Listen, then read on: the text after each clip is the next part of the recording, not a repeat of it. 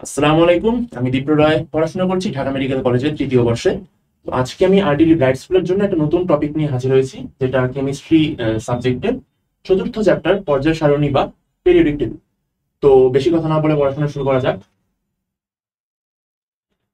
প্রথম হচ্ছে আমরা কি ব্যাকগ্রাউন্ড করবো, মানে পর্যায় সারণী কিভাবে আসলো, কিভাবে এর উদ্ভব হলো, এটা নিয়ে হচ্ছে একটি কথা বলবো। যেমন প্রথমেই জানি কি যে বর্তমানে মৌলিক পদার্থ কয়টা আছে? 118। কিন্তু সবসময় কিন্তু 118 ছিল না, বর্তমানে আছে 118টা। কিন্তু একসময় এটা কখনো 33টা ছিল, একটু পরে দেওয়া কখনো 63টা ছিল। বর্তমানে আমরা এখন 118টা মৌল পেয়েছি মৌলিক পদার্থ হিসেবে। তো যখন 33টা মৌল ছিল, তখন সর্বপ্রথম এগুলোকে একটা ক্যাটাগরাইজ করার একটা সিদ্ধান্ত নেন বিজ্ঞানী ল্যাভয়েসিয়ে। তিনি এই 33টা মৌলকে ধাতু এবং অধাতু এই দুইটা গ্রুপে ক্যাটাগরাইজ করেন। তো ইনি সর্বপ্রথম আর কি একটা যে স্টেপ নিয়েছিলেন এই পর্যায় সারণী তৈরি করার। তো ল্যাভয়েসি কি করলেন, ইনি জাস্ট ধাতু এবং অধাতু এই দুই ভাগে ভাগ করলেন। এবার হচ্ছে বিজ্ঞানী ডোবেরাইনার। ইনি করছে কি, ইনি কয়েকটি ইম্পর্টেন্ট কাজ করছে, যে ইনি সর্বপ্রথম কি বলে যে তিনটি করে মৌল অলমোস্ট সেম ধর্ম প্রদর্শন করে, একদম সেম না কিন্তু অলমোস্ট সেম। সেটা কিভাবে আমরা সাজাচ্ছি, যদি সেই তিনটে মৌলকে আমরা পারমাণবিক ভরের ক্রমানুসারে সাজাই, মানে হচ্ছে ছোট থেকে বড় হিসেবে পারমাণবিক ভর। খেয়াল করবা, প্রথম দিকে কিন্তু প্রায় সবাই পারমাণবিক ভরকে হচ্ছে একটা আইডিয়াল একটা মাপকাঠি হিসেবে ইউজ করতো। বর্তমানে পারমাণবিক সংখ্যা ইউজ করা হয়, কিন্তু যখন একদম আগের দিকে আগের যুগের সময় তখন দেখা যেত এরা পারমাণবিক ভরকে হচ্ছে আইডিয়াল করতো। তো পারমাণবিক ভরের ক্রমানুসারে যদি আমরা সাজাই, তাহলে দেখা যাবে তিনটা মৌল এরা অলমোস্ট সেম ধর্ম প্রদর্শন করবে, পরপর তিনটা মৌল আর কি। যেমন যদি আমরা ফার্স্ট, সেকেন্ড এবং থার্ড তিনটা ভিন্ন ভিন্ন মৌলিক পদার্থ পারমাণবিক ভরের অনুসারে সাজাই, ক্রমানুসারে ছোট থেকে বড়, তখন দেখা যাবে কি যে তৃতীয় মৌলের যে পারমাণবিক ভর, এটি প্রথম মৌল এবং তৃতীয় মৌলের যে পারমাণবিক ভর আছে তাদের সমষ্টির অর্ধেকের প্রায় সমান হবে। একদম সমান না, অলমোস্ট সেম হবে, যেহেতু অলমোস্ট সেম বলছে এই জন্যই আর কি। এটাকে বলা হয় ত্রয়ী সূত্র, যে তিনটি মৌল যদি পরস্পর সাজানো হয় তাহলে যে মাঝের মৌলটা আছে তার পারমাণবিক ভর প্রথম এবং তৃতীয় মৌলের পারমাণবিক ভরের যোগফলের অর্ধেকের প্রায় সমান হবে। যেমন দেখো, যে ক্লোরিন, ব্রোমিন এবং আয়োডিন, যে ক্লোরিন, ব্রোমিন এবং আয়োডিন এই তিনটিকে হচ্ছে বলা হয় প্রথম ত্রয়ী মৌল বলা হয়। কেন প্রথম ত্রয়ী মৌল বলা হয়েছে? কারণ আমরা দেখো ক্লোরিনের পারমাণবিক ভর কত, 35.5, ব্রোমিনের হচ্ছে 80, আয়োডিনের হচ্ছে 127। তাহলে যদি আমরা ভরের ক্রমানুসারে সাজাই তাহলে কিন্তু প্রথমে ক্লোরিন পড়তেছে, তারপর ব্রোমিন, তারপর আয়োডিন, ছোট থেকে বড় আর কি। তাহলে কি ব্রোমিন হচ্ছে মাঝখানে আছে। তার হিসাব মতে কি এই ফর্মুলাটা এদের হচ্ছে মেনে চলা উচিত। তাহলে দেখি মানে কিনা। দেখো ক্লোরিন হচ্ছে 35.5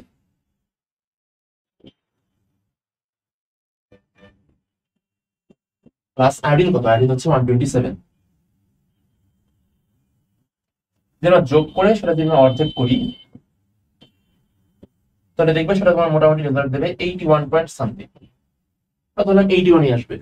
ব্রোমিনের ছিল 80, তো অলমোস্ট সেম হয়ে গেছে না? তার মানে কি ক্লোরিন এবং আয়োডিন এই দুটোর ভরের যোগফলের অর্ধেক করলে সেটা প্রায় ব্রোমিনের ভরের কাছাকাছি একটা মান দেয়। তার মানে এটি ত্রয়ী সূত্র মেনে চলতেছে। আর প্রথম এই তিনটি মৌলের মধ্যে দেখা গেছে, তাই এদেরকে প্রথম ত্রয়ী মৌল বলা হয়। তো এটা তোমাদের এমসিকিউ এর জন্য ইম্পর্টেন্ট, যে প্রথম ত্রয়ী মৌল কারা এবং এরা ত্রয়ী সূত্র মেনে চলে, এটা হচ্ছে ব্যাখ্যা করো। তাহলে তোমরা এটা ব্যাখ্যা করে দেবা, তাহলে হয়ে যাবে। এরপর হচ্ছে বিজ্ঞানী নিউল্যান্ড। তাহলে আমরা কি বিজ্ঞানী ল্যাভয়েসিয়ে পেলাম, বিজ্ঞানী ডুবেরাইনার পেলাম, এখন আসলে বিজ্ঞানী নিউল্যান্ড। ইনি করছে কি, ইনি আমাদের অষ্টসূত্র প্রণয়ন করছে। এটাতে কি বলতেছে, দেখো এখানে কিন্তু পারমাণবিক ভর, আমরা এখনো সেই আগের যুগেই আছি। এখন পারমাণবিক ভর নিয়ে কথাবার্তা চলতেছে, যে পারমাণবিক ভর অনুযায়ী যদি আমরা ঊর্ধ্বক্রমে সাজাই, মানে ছোট থেকে বড়তে সাজাই, তাহলে দেখা যাবে কি কোনো একটি মৌলের ধর্ম তার অষ্টম মৌলের ধর্মের সাথে মোটামুটি ম্যাচ করবে।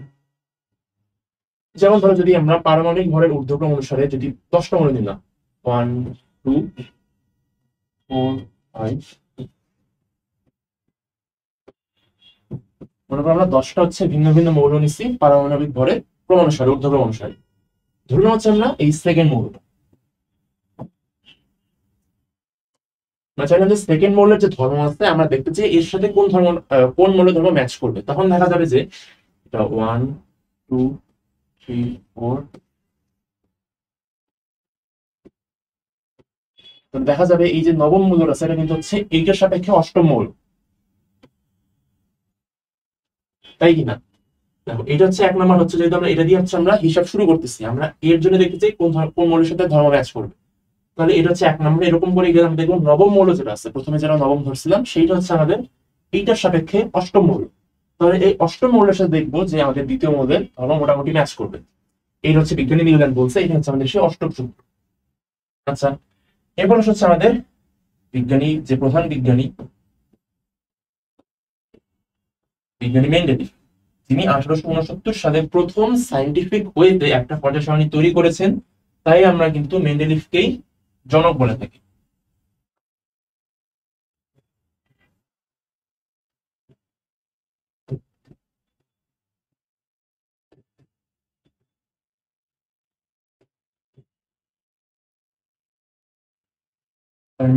মেন্ডেলিভ হচ্ছে আমাদের পর্যায় সারণীর জনক। উনি কি করছে, এনার সময় কিন্তু ছিল 63টা মৌল, তাহলে ল্যাভয়েসিয়ের সময় ছিল 33টা মৌল, আর মেন্ডেলিভের সময় ছিল 63টা মৌল। ইনি 63টা মৌলকে হচ্ছে বিভিন্ন ভাবে ক্যাটাগরাইজ করছে। তার জন্য প্রথমে একটা পর্যায় সূত্র দিয়েছেন, এটা তোমাদের মুখস্থ রাখতে হবে, এটা ইম্পর্টেন্ট। যে পর্যায় সূত্রটা কি, যে মৌলের ভৌত এবং রাসায়নিক ধর্ম, পারমাণবিক ভর, ইনিও কিন্তু পারমাণবিক ভর নিয়ে কিন্তু কথাবার্তা বলছে, যে মৌলের ভৌত ও রাসায়নিক ধর্ম পারমাণবিক ভর বৃদ্ধির সাথে সাথে পর্যায়ক্রমে আবর্তিত হয়। এটা হচ্ছে যখন মেন্ডেলিভ দিলেন তখন উনি কিন্তু পারমাণবিক ভরকে কিন্তু ইনি হচ্ছে আইডিয়াল ধরে দিচ্ছে, আইডিয়াল মাপকাঠি হিসেবে ধরে দিচ্ছে। তো তারপর হচ্ছে ইনি করছে কি 63টা মৌলকে ওনার সময় যে ছিল, তোমাদের কিন্তু এটা মুখস্থ রাখতে হবে, এটা কিন্তু পরীক্ষায় আসে, ডিরেক্ট বলা যাচ্ছে পর্যায় সূত্রটি লিখো। এটা কিন্তু পর্যায় সূত্র, যদি বলতো তোমাদের আধুনিক পর্যায় সূত্র লিখো তাহলে কিন্তু এটা পারমাণবিক সংখ্যা হয়ে যাবে, চেঞ্জ হয়ে যাবে, বাকি সব সেম থাকবে।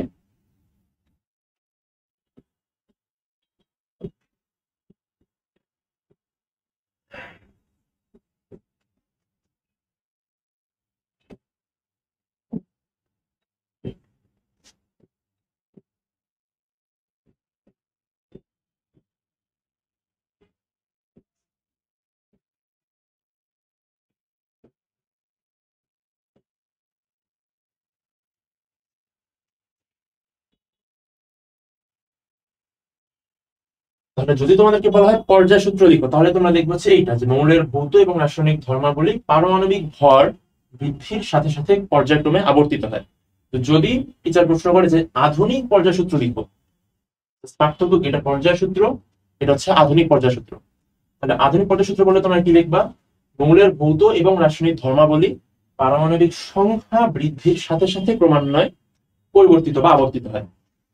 এই দুটো একটু খালি বেসিক পার্থক্য, আর কিছু জাস্ট শব্দ খালি চেঞ্জ করলে তাহলে হয়ে যাবে।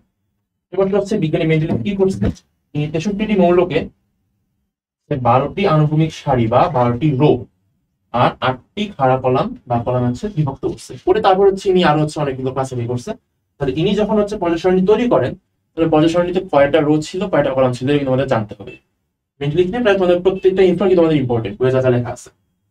মেন্ডেলিভের পর্যায় সারণীতে কয়টা ছিল মৌল, 63টা মৌল ছিল। কয়টা রো বা কয়টা সারি ছিল, 12টি সারি বা রো ছিল। কয়টি কলাম ছিল, 8টি কলাম ছিল।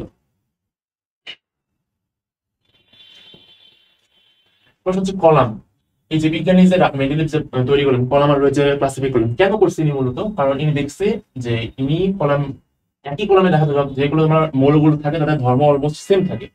তার মানে একটা কলামে মনে করে হচ্ছে প্রায় অনেকগুলো মৌল আছে, তাহলে সেই মৌলগুলোর ধর্ম কাছাকাছি হবে, সেম হবে। আর একই রয়ে যে সকল মৌল থাকবে তোমার একগুলো, তখন যে তোমার ধর্মগুলো ক্রমান্বয়ে পরিবর্তিত হবে। এটা হচ্ছে বিজ্ঞানী মেন্ডেলিভ বলছে যে একই কলামে থাকা মৌলগুলোর ধর্ম অলমোস্ট সেম হবে, আর একই পর্যায়ে থাকা যে তোমার পদার্থ বা মৌলিক পদার্থগুলো তাদের ক্ষেত্রে ধর্মগুলো ক্রমান্বয়ে পরিবর্তিত হবে। এবার হচ্ছে এনার এই যে মেন্ডেলিভের যে তোমার প্রথম যে পর্যায় সারণী তৈরি করে তুমি, এখানে একটা কিন্তু এরর দেখা যায়। এই এররটা পরীক্ষার জন্য আসে, যে কি বলে যে এই মেন্ডেলিভের যে তৈরিকৃত প্রথম পর্যায় সারণীতে কি ভুল আছে সেটা তোমরা ব্যাখ্যা করো। সেটা কি, পটাশিয়াম এবং আর্গনের অবস্থান নিয়ে এখানে একটা আমাদের ভুল দেখা যায়। বিজ্ঞানী মেন্ডেলিভ যখন এই পর্যায় সারণী তৈরি করেছিলেন তখন এই দুটো মৌলই ছিল, আবিষ্কৃত ছিল। তো উনি করছে কি, যে প্রথমে পটাশিয়ামকে প্রথমে কার্বনকে জায়গা দিচ্ছে, তারপর পটাশিয়ামকে জায়গা দিচ্ছে। কেন দিতে একটু পরে তোমরা পর্যায় সারণীটা দেখলে বুঝতে পারবা। তো ইনি হচ্ছে আর্গনকে জায়গা দিচ্ছে হচ্ছে প্রথমে, তারপর দিচ্ছে হচ্ছে পটাশিয়ামকে জায়গা। কিন্তু দেখা গেল যে ইনি তো বলছে কি পারমাণবিক ভর বৃদ্ধির সাথে সাথে ক্রমান্বয়ে আবর্তিত হয়, তার মানে ইনি হচ্ছে পারমাণবিক ভর হচ্ছে মেইন ধরছে।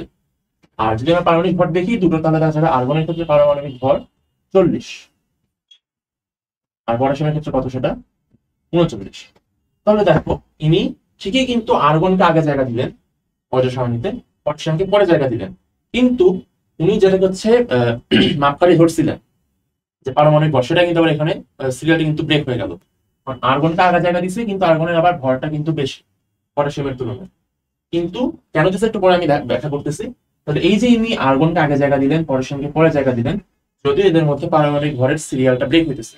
তো এই হচ্ছে মূলত এরর।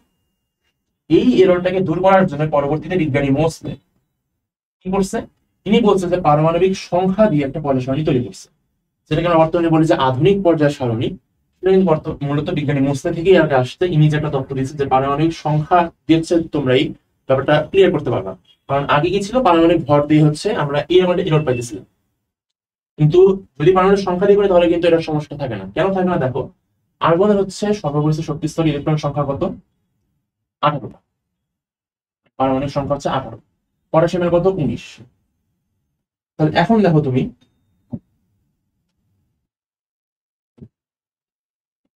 এখন কিন্তু সিরিয়াল ব্রেক হচ্ছে না। এখন কিন্তু আর্গন, যদি আমরা পারমাণবিক সংখ্যা যদি আমরা আইডিয়াল ধরি, তাহলে কিন্তু অবশ্যই তোমার আর্গন কিন্তু পটাশিয়ামের উপরে জায়গা পাচ্ছে। কারণ আর্গন হচ্ছে 18 পারমাণবিক সংখ্যা, আর পটাশিয়ামের কিন্তু পারমাণবিক সংখ্যা কত, 19। তাহলে এমনি তোমরা আর্গনের পরে পটাশিয়াম আসবে।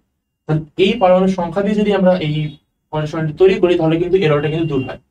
এই কারণে মূলত পরবর্তীতে পারমাণবিক ভরকে বাদ দিয়ে আমরা পারমাণবিক সংখ্যাকে আইডিয়াল ধরেছে, আমরা পরবর্তীতে যে আধুনিক পর্যায় সারণী এটা তৈরি করছি। আর এই যে আরেকটা হচ্ছে তোমার সংস্থার নামটা শুধু মুখস্থ করতে হবে, যে ইউপ্যাক। সেটা কি, international union of pure and applied chemistry. এটা কি করতেছে, এই যে আমাদের যে বলি যে আমরা 118টা মৌল আছে বর্তমানে, মৌলিক পদার্থ 118টা, এটা হচ্ছে কে আমাদের ভ্যালিডিটি দিচ্ছে বা কে সার্টিফাই করছে যে আসলে 118টা মৌল আছে, করছে হচ্ছে এই ইউপ্যাক সংস্থা বা international union of pure and applied chemistry. আমরা বুঝতে পারি যে ইউপ্যাকের পূর্ণরূপ লিখো, এর বেশি কিছু আসবে না, জাস্ট এইটা মনে রাখলেই হবে। এরপর হচ্ছে আমাদের যে যেটা নিয়ে আমরা পড়াশোনা করতেছি পর্যায় সারণী, এখন আসি পর্যায় সারণীতে প্রবেশ করবো। আমি জাস্ট একটা ছবি নিয়ে আসি, ছবি থেকে তোমাদের তেমন কিছুই পড়তে হবে না, শুধু তোমরা হচ্ছে কয়েকটা মৌল একটু মুখস্থ করবা। আর তোমাদের 9-10 জন্য স্ট্যান্ডার্ড হচ্ছে তোমরা যদি 1 থেকে শুরু করে ইজিং পর্যন্ত পড়তে পারো, তাহলে মোট দেন না এই 1 থেকে 30, মানে মোট যদি তোমার প্রথম 30টা মৌল যদি তোমরা জাস্ট মুখস্থ রাখতে পারো, 30টা সবগুলো থাকবে না, 30 থেকে তোমার দেখা গেলো মোটামুটি 20 থেকে 22 তোমার হচ্ছে পরীক্ষার জন্য ইম্পর্টেন্ট। তো ভালো হচ্ছে তোমরা সিএলই 30টা মৌল মুখস্থ রাখবা। মুখস্থ করতে হবে কি, তাহলে তোমাদের পরবর্তী আর কোনো সমস্যা হবে না। 30টা মৌল মুখস্থ রাখলে তুমি যে কোনো ওই 30টা মৌলের যে কোনো একটা তুমি পারমাণবিক সংখ্যা বের করতে পারবা। আর তোমাদের মুখস্থ রাখতে হবে কি, পারমাণবিক ভর মুখস্থ রাখতে হবে। তাহলে তোমাদের এখানে ইম্পর্টেন্ট কাজ হচ্ছে 3টা। সিরিয়াল বাই 1 থেকে 30 পর্যন্ত যে মৌলগুলো আছে, মৌলগুলো মুখস্থ করতে হবে। মৌলগুলো মুখস্থ করে তার পারমাণবিক সংখ্যা জানতে হবে। মৌল মুখস্থ করলে অটোমেটিক তুমি হাতে গুনে গুনে তুমি পারমাণবিক সংখ্যা বের করতে পারবা। আর তুমি আলাদা করে জাস্ট একটা জিনিস মুখস্থ করতে হবে কি, সেটা হচ্ছে পারমাণবিক ভর সংখ্যা। তো এটার জন্য আমি কিছু লিখে আনছি, এগুলো মূলত তোমরা জাস্ট যদি এগুলো পড়ো তাহলেই হয়ে যাবে। লাল করে যে লেখাগুলো আছে, লেখাগুলো তোমরা পারমাণবিক ভরগুলো মুখস্থ করবা, তাহলেই হবে। যেমন ধর হাইড্রোজেনের ক্ষেত্রে আমরা কি, পারমাণবিক ভর হচ্ছে 1, এটা মুখস্থ রাখবা। হিলিয়ামের ক্ষেত্রে তার মানে এখানে কি, এখানে কিন্তু কোনো হচ্ছে নিউট্রন নাই, জাস্ট হচ্ছে নিউক্লিয়াস আর কি, নিউক্লিয়াসের কথা বলতেছি। এটা কিন্তু অন না, এটা হচ্ছে জিরো নিউট্রন আর কি। তো এটার ক্ষেত্রে একটা হচ্ছে প্রোটন আছে, ভর সংখ্যা 1। আর ভর সংখ্যা মানে কি, প্রোটন প্লাস নিউট্রনকে ভর সংখ্যা বলা হয়। তো যেহেতু এখানে একটা তোমার ভর সংখ্যা 1, তার মানে এখানে 0 নিউট্রন, এটা কিন্তু অন না, এটা খেয়াল রাখিও, এটা হচ্ছে 0 নিউট্রন। দেন আসা হচ্ছে আমাদের হিলিয়াম। হিলিয়ামে কি, পারমাণবিক সংখ্যা 2, এটা তোমরা সিরিয়াল বাই পড়লে মুখস্থ করতে পারবা। আমি এটা মুখস্থ করে দেবো, যে হচ্ছে 4। তার মানে হিলিয়ামের নিউক্লিয়াসে কি তোমার 2টো প্রোটন আছে এবং 2টো নিউট্রন আছে। তার সাথে কার্বনের কত, কার্বনের হচ্ছে 12। দেখি 6 দিয়ে 2 গুণ করলে 6 দুগুণে 12 হয়ে যায়। তো দেখবা তুমি নরমালি এই অক্সিজেন পর্যন্ত প্রায় সবগুলো, হাইড্রোজেন বাদে আর এইগুলো অক্সিজেন পর্যন্ত সবগুলো তোমার জাস্ট হচ্ছে পারমাণবিক সংখ্যা 2 দিয়ে গুণ করলে আমরা ভর সংখ্যা পেয়ে যাবো। কারণ সেক্ষেত্রে দেখা যায় কি, যে পারমাণবিক সংখ্যা পরিমাণ মানে প্রোটন সংখ্যাই তো পারমাণবিক সংখ্যা, তার মানে প্রোটনের সমপরিমাণ নিউট্রন থাকে নিউক্লিয়াসে। তো এটা 2 দিয়ে গুণ করলে আলটিমেটলি আমি নিউট্রন সংখ্যা পেয়ে যাই, এবং নিউট্রন সংখ্যা প্রোটন সংখ্যা পেয়ে যাই, আমি ভর সংখ্যা পেয়ে যাই। তাহলে কার্বনের ক্ষেত্রে কত, 12, 6 দুগুণে 12 পেয়ে গেলাম। নাইট্রোজেনে কি হচ্ছে, পারমাণবিক সংখ্যা 7, 7কে 2 দিয়ে গুণ করলে 14, এটাও হয়ে গেল। অক্সিজেনের পারমাণবিক সংখ্যা হচ্ছে 8, একে আমি 8 দিয়ে 2 গুণ করলে 8 দুগুণে 16। তাহলে আমি এগুলো ভর সংখ্যা মুখস্থ করা খুব একটা টাফ না, তোমরা একদিন হয়তো জেনেও গেছো, ভর সংখ্যা মুখস্থ হয়ে গেছে বর্তমানে। অনেক ইম্পর্টেন্ট হচ্ছে সোডিয়ামটা মুখস্থ রাখতে হবে। সোডিয়াম কি ভর সংখ্যা হচ্ছে সরি পারমাণবিক সংখ্যা হচ্ছে 11, কিন্তু এখানে দেখো 11 দুগুণে কিন্তু 22 হয়, কিন্তু আছে কত 23। তার মানে এখানে হচ্ছে আমাদের একটা নিউট্রন বেশি থাকে। তার মানে এখানে কি এটাও পরীক্ষায় আসে যে সোডিয়ামে নিউট্রন সংখ্যা কত, সোডিয়ামের নিউট্রন সংখ্যা হচ্ছে 12। এই কারণে 11 এবং 12 যোগ করলে আমাদের 23 পেয়েছি। এরপর হচ্ছে আমাদের যে ম্যাগনেসিয়ামে কি আছে আমাদের 12 কে 2 দিয়ে গুণ করে 24 পাচ্ছি, এটা কঠিন না। হচ্ছে অ্যালুমিনিয়ামটা মুখস্থ রাখবা। অ্যালুমিনিয়াম কি 13টা হচ্ছে পারমাণবিক সংখ্যা, মানে 13টা হচ্ছে প্রোটন আছে, কিন্তু ভর সংখ্যা হচ্ছে 27। তার মানে কি এখানে আমাদের কয়টা আছে, 14টা নিউট্রন আছে, এই জন্য আমরা 27 পাইছি। দেন ক্লোরিনে কি আছে, ক্লোরিনের ক্ষেত্রে হচ্ছে 17 35। তার মানে কি 17টা প্রোটন আছে, কিন্তু এখানে আমাদের 18টা ইলেকট্রন, সরি 18টা নিউট্রন আছে। মানে তোমরা এত মুখস্থ রাখতে হবে না কয়টা নিউট্রন আছে, তোমরা জাস্ট হচ্ছে ভর সংখ্যাটা মুখস্থ করবা। পরে তোমরা ভর সংখ্যা থেকে এই পারমাণবিক সংখ্যা বিয়োগ করে দিলে তোমরা আলটিমেটলি নিউট্রন সংখ্যা বের করতে পারবা। কারণ পরীক্ষায় এগুলো সবই আসে, যে প্রশ্ন করবে যে হচ্ছে ক্লোরিনের কয়টা ইলেকট্রন আছে, ক্লোরিনের কয়টা নিউট্রন আছে, ক্লোরিনের কয়টা প্রোটন আছে, ক্লোরিনের ভর সংখ্যা কত, এরকম প্রশ্ন কিন্তু অনেক আসে। তোমরা জাস্ট এই ক্লোরিনটা তুমি পারমাণবিক সংখ্যা এবং যে কোনো মৌলের আর কি পারমাণবিক সংখ্যা এবং ভর সংখ্যা মনে করলে তুমি এগুলো প্রত্যেকটা আনসার করতে পারবা, এখন তুমি আটকাবা না। পটাশিয়ামে যেমন কি আছে, পটাশিয়ামের হচ্ছে ভর সংখ্যা কিন্তু 39, যদিও এর পারমাণবিক সংখ্যা হচ্ছে 19 লেখা থাকবে। দেন ক্যালসিয়ামের ক্ষেত্রে 2 দিয়ে গুণ করে পেয়ে যাবো, 20 হচ্ছে পারমাণবিক সংখ্যা আর 40 হচ্ছে ভর সংখ্যা। আর জিঙ্কের ক্ষেত্রে কি পারমাণবিক সংখ্যা 30 এবং ভর সংখ্যা হচ্ছে 65, এটা একদম 5 বেশি হয়ে যাচ্ছে, মানে 35টা নিউটন আছে এরকম বলা যায়। তো মূলত এগুলোর যদি তুমি ভর সংখ্যা মুখস্থ করো তাহলে তুমি মোর দ্যান ইনাফ, মানে তুমি প্রায় তুমি সবগুলো পরীক্ষা প্রশ্নে আনসার করতে পারবা। আর এমনি তুমি প্রায় 30 তুমি সিরিয়াল ব্রেক করে কিন্তু না, তুমি 30টারই সিরিয়াল বাই তুমি নামগুলো মুখস্থ করবা পর্যায় সারণী, প্রথম 30টা মূল্য করলেই হয়ে যাবে। এরপর হচ্ছে ইম্পর্টেন্ট কিছু নোট আছে এই পর্যায় সারণী বা আধুনিক পর্যায় সারণী নিয়ে। কি বলতেছে এখানে আমাদের যে 7টা রো এবং 18টা কলাম আছে। মেন্ডেলিফে কি ছিল, মেন্ডেলিফে ছিল আমাদের এখানে কিন্তু 12টা রো ছিল এবং 8টা কলাম ছিল। দুটোই কিন্তু ইম্পর্টেন্ট, দুটো মনে রাখতে হবে যে মেন্ডেলিফের তৈরিকৃত প্রথম পর্যায় সারণীতে কয়টা রো ছিল কয়টা কলাম ছিল, এটাও যেমন ইম্পর্টেন্ট যে কি 12টা রো ছিল এবং 8টা কলাম ছিল। তেমনি বর্তমান যে আধুনিক পর্যায় সারণী আছে এখানে কয়টা রো কয়টা কলাম এটা মুখস্থ রাখতে হবে, যে এখানে আমাদের 7টা রো আছে এবং 18টা কলাম আছে। যেমন দেখো রো গুণ করতে বলা হচ্ছে, রো হচ্ছে বাম থেকে ডানে, মানে এইগুলো হচ্ছে রো। দেখো 1 2 3 4 5 6 এই 7টা রো আছে, গুণে দেখো 7টা রো পাইছি। আর মনে হতে পারে তোমাদের যে এই দুটো তো হচ্ছে রো হয়, এগুলো কিন্তু আলটিমেট রো না, এগুলো হচ্ছে মূলত এই যে দেখো ছোট করে লিখে রাখছি এল এ মানে কি ল্যান্থানাইট সিরিজ, মানে তোমার উপরের সারিতে 15টা মৌল আছে, নিচের সারিতে 15টা মৌল আছে। তো প্রথম 15টা জায়গা তোমার এইখানে, এখন 15টা মৌল তোমার যদি এখানে ছোট করে লিখি তাহলে তো দেখতে খুব খারাপ দেখাবে, মানে প্রত্যেকটা ঘরে তোমার একটা করে মৌল, কিন্তু এই একটা ঘরে তোমরা আমরা প্রায় 15টা মৌল জায়গা পাবো, পসিবল না জায়গা দাও এখানে, দেখতে খারাপ দেখাবে। এই জন্য আমি এটাকে আলাদা করে নিচে দেখা হয়।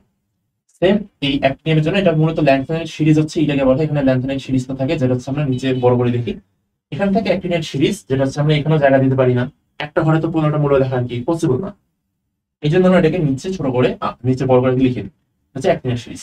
তো এগুলো আলটিমেটলি এই রো এর মধ্যে পড়তেছে, মানে এই পুরো যে রো এটা হচ্ছে আমাদের 6 নাম্বার রো, আর নিচে যে আমরা অ্যাক্টিনিয়াম দিয়ে যে আমরা একদম লরেন্সিয়াম পর্যন্ত এগুলো হচ্ছে আমাদের এই 7 নাম্বার রো এর মধ্যে পড়তেছে। তাহলে আমরা কি 7টা রো পেয়ে গেলাম। আর কলাম তাহলে কি 1 2 3 4 5 6 7 8 9 10 11 12 13 14 15 16 17 18, তাহলে কি আমাদের 7টা রো 18টা কলাম পেয়ে গেছি, এটা মুখস্থ রাখতে হবে। কি বলতেছে ল্যান্থানাইট সিরিজ, যে নাম বলতে বান্দা হাজির। ল্যান্থানাইট সিরিজে কি বলতেছে যে রো 6 এবং এখানে 15টা এলিমেন্ট থাকে। এই যে দেখো ল্যান্থানাম এটা হচ্ছে আমাদের রো 6 এ থাকতেছে, এটা কিন্তু 6 দেখাটা একটু অস্পষ্ট আসছে, জুম করে আর কি ফেটে গেছে দেখাগুলো। তো দেখো রো 6 হচ্ছে কিন্তু ল্যান্থানাইট সিরিজে থাকছে না। আর দেখো কয়টা 1 2 3 4 5 6 7 8 9 10 11 12 13 14 15, তার মানে আমাদের এই ষষ্ঠ পর্যায়ে ল্যান্থানাইট সিরিজে 15টা মৌল জায়গা পাচ্ছে। মানে গ্রুপ কত হবে, দেখো গ্রুপ কিন্তু এদের 3। তবে তুমি একটা জিনিস এখানেই মনে রাখতে পারো যে ল্যান্থানাইট সিরিজের পর্যায় এবং গ্রুপ এটাও কিন্তু তোমাদের এইচএস এর জন্য ইম্পর্টেন্ট, স্কুল পরীক্ষা ইম্পর্টেন্ট, যে ল্যান্থানাইট সিরিজের পর্যায় সংখ্যা হচ্ছে 6, গ্রুপ সংখ্যা হচ্ছে 3। অনুরূপ ভাবে অ্যাক্টিনাইট সিরিজের জন্য আমাদের রো বা পর্যায় সংখ্যা হচ্ছে 7 এবং যে কলাম সরি গ্রুপ বা কলাম সংখ্যা সেটা হচ্ছে আমাদের 3। যেমন অ্যাক্টিনিয়ান সিরিজ কি বলছে, এটা হচ্ছে রো 7, এখানেও 15টা এলিমেন্ট থাকে। গেল হচ্ছে আমাদের রো 1। রো 1 মানে কি হচ্ছে প্রথম রো, এই রো। দেখো একদম দুই মাথায় দুটো মৌল আছে, তার মানে কি দুটো মৌল আছে, জাস্ট রো এ নাকি আছে দুটো এলিমেন্ট। আসলে রো 2 এবং রো 3 পাচ্ছি আমরা 8টা এলিমেন্ট পাচ্ছি। দেখো এখানে রো 2 এবং 3 কি এই দুটো, 1 2 3 4 5 6 7 8, তার মানে এই দুটো ক্ষেত্রে আমরা সেম সেম পাচ্ছি যে রো 2 এবং রো 3 আমরা তাহলে 8টা এলিমেন্ট আছে। হচ্ছে আমাদের রো 5 এন্ড রো 4 এন্ড 5 এ দেখবো আমরা প্রায় 18টা এলিমেন্ট থাকে। এটাকে মুখস্থ পারলে মুখস্থ করবো, না পারলে মুখস্থ করবো, এতটাই ইম্পর্টেন্ট থাকে এগুলো। আমরা ঘুরে ঘুরে দেখি এখানে row 5 and row 4 and row 5 হচ্ছে আমরা সেম পাইছি কত 18টা করে মৌল আছে, আর রো 6 7 আছে কতটা 32টা করে মৌল। তার মানে এখানে প্রথমটাতে হচ্ছে দুটো, পরের দুইটাতে হচ্ছে 8টা করে, তারপরটাতে হচ্ছে 18, তারপর দুটো 18, তারপর দুটো হচ্ছে 32। এটা একটা সিরিয়াল দেখতে পারো যে প্রথমে কি আছে 2 8 18 32।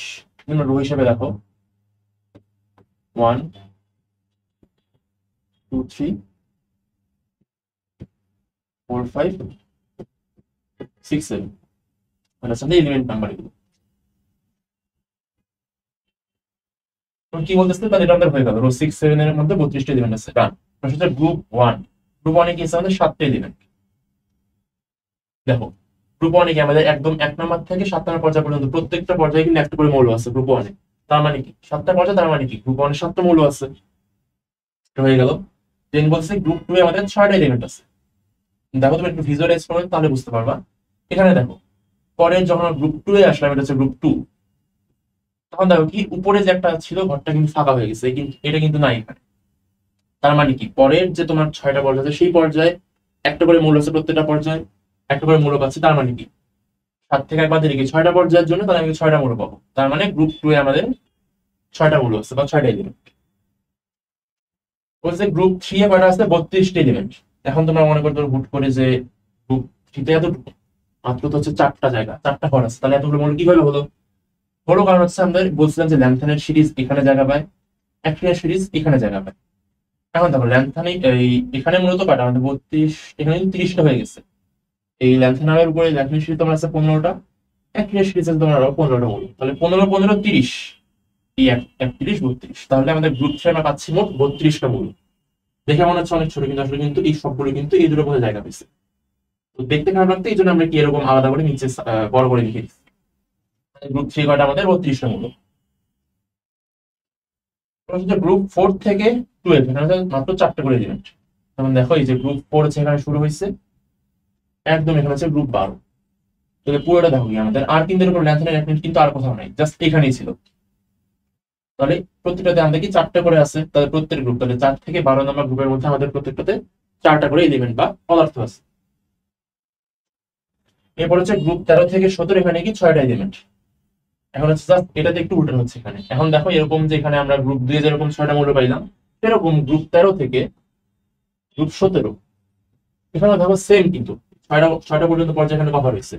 প্রথম পর্যায়ে কিন্তু বাদ গেছে, এক নম্বর পর্যায়ে কিন্তু কোনো মৌল নেই গ্রুপ 13 থেকে 17 মধ্যে। তার মানে কি 6টা পর্যায়ের জন্য প্রত্যেকটা 6টা করে মৌল পাবো তাহলে। তার মানে গ্রুপ 13 থেকে গ্রুপ 17 মধ্যে আমাদের মোট 6টা মৌল আছে। মোট মৌল বললাম আর কি, প্রত্যেকটা গ্রুপে 6টা করে মৌল পাবো। গ্রুপ 18 এখানে পাই আমাদের 7টা এলিমেন্ট। তার কারণ কি আমাদের এখানে প্রথম পর্যায়ের জন্য একটা মৌল পাইছি, সেটা হচ্ছে কি হিলিয়াম। তার মানে আমরা এখানে 7টা পর্যায়ে কভার হয়ে গেছে, তার মানে গ্রুপ 18 তে মোট যে 7টা এলিমেন্ট আছে। এগুলো মুখস্থ রাখলেই হয়ে যাবে, এখান থেকে আর বেশি কিছু করতে হবে না। এখন আসলে হচ্ছে ইলেকট্রন বিন্যাস থেকে মৌলের অবস্থা নির্ণয়। এটা হচ্ছে তোমাদের গ প্রশ্নের জন্য, মানে উদ্দীপকের যে খ থাকে গ থাকে, গ এর মূলত এরকম আসে প্রয়োগমূলক প্রশ্ন আর কি, যে একটা মৌল দিয়ে বলবে যে এই মৌলের যে তুমি ইলেকট্রন বিন্যাস থেকে এর পর্যায় সারণীতে অবস্থান নির্ণয় করো। এটা বুঝতে গেলে আমাকে একটু বেসিকটা ক্লিয়ার রাখতে হবে তোমাদের, যে তোমরা ইলেকট্রন বিন্যাস পারো কিনা। আর মৌলের অবস্থান তো মূলত এই বই হচ্ছে, মানে এই চ্যাপ্টারে তোমাদের শুধু মৌলের অবস্থান নির্ণয় করা শুধু দেখা দিচ্ছে, ইলেকট্রন বিন্যাস নিয়ে কিছুটা বলেনি। কিন্তু আমি যেহেতু একদম শুরু থেকে পড়াচ্ছি, তো আমাকে ইলেকট্রন বিন্যাস করে তোমাদের দেখাতে হবে, তাহলে তোমরা বুঝবে না কিভাবে ইলেকট্রনটা এখান থেকে সেটা গেল কিভাবে আর কি। তার জন্য আমাকে তোমাদেরকে একটু ইলেকট্রন বিন্যাসটা পড়াতে হবে, একটু ডিপে যাব, একটু ডিপ, মানে এগুলো তোমাদের পড়া না আর কি, এগুলো একদম বলতে গেলে, কিন্তু বেসিক লেভেলের জন্য এগুলো যাইতে হচ্ছে, কিছু করার নাই। মূলত আমি কিছু 11-12 থেকে কিছু পড়া নিয়ে যতটাই কম পারা যায় সেটা নিয়ে আমি হচ্ছে একটা এই স্লাইডটা করছি। স্লাইডটা পড়ে তোমাদের মোটামুটি ইলেকট্রন বিন্যাসের ব্যাপারে যে তোমার বেসিকটা মোটামুটি ক্লিয়ার হয়ে যাবে আশা করি। তাহলে ইলেকট্রন বিন্যাসটা হয় কিভাবে আগে আমরা এটা জানবো, তারপর আমরা সেই ইলেকট্রন বিন্যাস করে সেখান থেকে পরে আমরা এই বইয়ের নিয়মে আমরা এই মৌলের অবস্থা নির্ণয় করবো পর্যায় সারণীতে। ইলেকট্রন বিন্যাসটা হয় কিভাবে, এটা হচ্ছে আউফবাউ নীতি। মনে রাখবার নামটা কি, আউফবাউ। এটা হচ্ছে মানে কি, এটা হচ্ছে জার্মান শব্দ যেটা মানে হচ্ছে ঊর্ধ্বক্রম।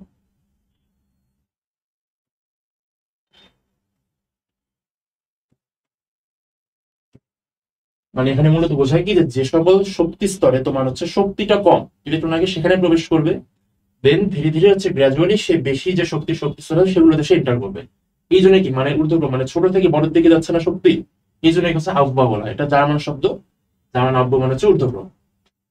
এই যে বলছে যে যে অরবিটালে, পরে আসতে অরবিটাল শক্তি স্তর অনেক কিছু আছে, যে অরবিটালে শক্তি কম আগে সেই অরবিটালে যাবে, কে যাবে, ইলেকট্রন যাবে। এরপর আসলে হচ্ছে আমাদের কোয়ান্টাম নাম্বার নিয়ে একটু পড়তে হবে, মূলত এগুলো হচ্ছে তোমাদের কি 11-12 পরে একটু এই জায়গাটা একটু যদি বুঝতে পারো, কষ্ট করে কনসেন্ট্রেশন ধরে রাখতে পারো, তোমার মোটামুটি 11-12 গিয়ে হচ্ছে সেটা বুঝতে কোনো সমস্যা হবে না। তুমি মনে করো আগে পড়ে রাখছো স্যার, 11-12 পরে তুমি আগে দেখে রাখছো যে কোয়ান্টাম নাম্বারটা মূলত কি। এটা হচ্ছে একটা শক্তি স্তরে ইলেকট্রনটা কোন অবস্থায় আছে, মানে একটা শক্তি স্তরে তো ইলেকট্রনটা ঘুরতেছে অনবরত, এখন সেই ইলেকট্রনটাকে আমি ব্যাখ্যা করবো কিভাবে। ব্যাখ্যা করার জন্য আমার চারটা কি বল, চারটা তোমার ইন্ডিকেটর প্রয়োজন। সেই চারটা ইন্ডিকেটরের নাম হচ্ছে কোয়ান্টাম নাম্বার। তার মানে একটা শক্তি স্তরে ইলেকট্রন কি অবস্থায় আছে এইটাকে ব্যাখ্যা করার জন্য আমরা যে সকল ইন্ডিকেটরের সাহায্য নিই বা ইউজ করে থাকি সেগুলো হচ্ছে কোয়ান্টাম নাম্বার বলা হয়ে থাকে। 4 রকম কোয়ান্টাম নাম্বার আছে।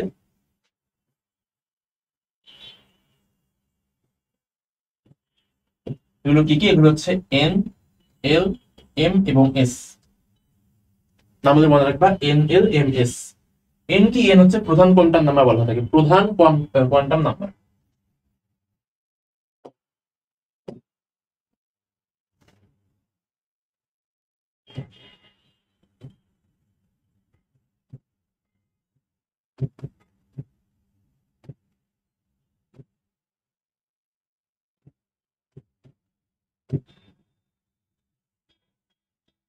এই হচ্ছে প্রধান কোয়ান্টাম নাম্বার, যেটা দিয়ে আমরা প্রধান শক্তি স্তরকে মিন করে থাকি। তার মানে হচ্ছে যদি আমরা একটা মনে করো নিউক্লিয়াস আছে এখানে মাঝখানে, এটা হচ্ছে নিউক্লিয়াস, বাইরে আমরা একটা শক্তি স্তর তৈরি করতেছি, এটা হচ্ছে মনে করো 1 নম্বর শক্তি স্তর। এরকম বাইরে মনে করো আরেকটা আছে, এটা হচ্ছে 2 নম্বর শক্তি স্তর।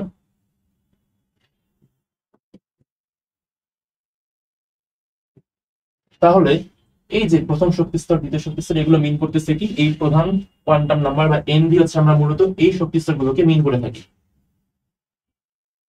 এটা অবশ্য গোল হয়নি, ধরে নাও একটা বৃত্ত হয়ে গেছে, একটা মনে করো একটা মোটামুটি বৃত্ত হয়ে গেছে আর কি, হাত চলে যাবে। তাহলে এগুলো হচ্ছে আমাদের প্রধান কোয়ান্টাম নাম্বার দিয়ে প্রধান শক্তি স্তরকে মিন করতেছি। এটা 1, 2, 3, 4 যেগুলো কিছু হইতে পারে, মানে অসীম পর্যন্ত যেতে পারে, যদি অসীম পর্যন্ত যায় না আর কি, কথার কথা বললাম। এরপর হচ্ছে আমাদের কি এল, এর পরিচয় কি, এর পরিচয় হচ্ছে এটা হচ্ছে অ্যাজিমুথাল বা সহকারী কোয়ান্টাম সংখ্যা। আচ্ছা আমি বাংলাতে লিখে দিই, টেনশন দরকার নেই।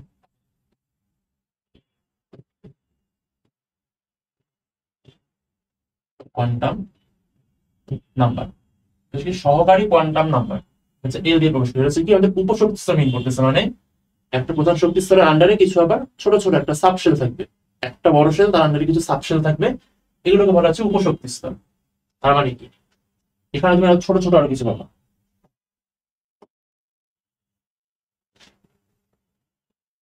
মনে করি এখানে একটা আছে, তারপর এখানেও আছে, বাইরেও থাকবে, মানে প্রত্যেক শক্তি স্তর তোমার হচ্ছে এরকম থাকবে উপশক্তি স্তর। এখন কয়টা থাকবে এটা নিয়ে আর কি পড়াশোনা আছে। তো প্রথমে কি, এটা হচ্ছে উপশক্তি স্তর মিন করতেছে। আচ্ছা,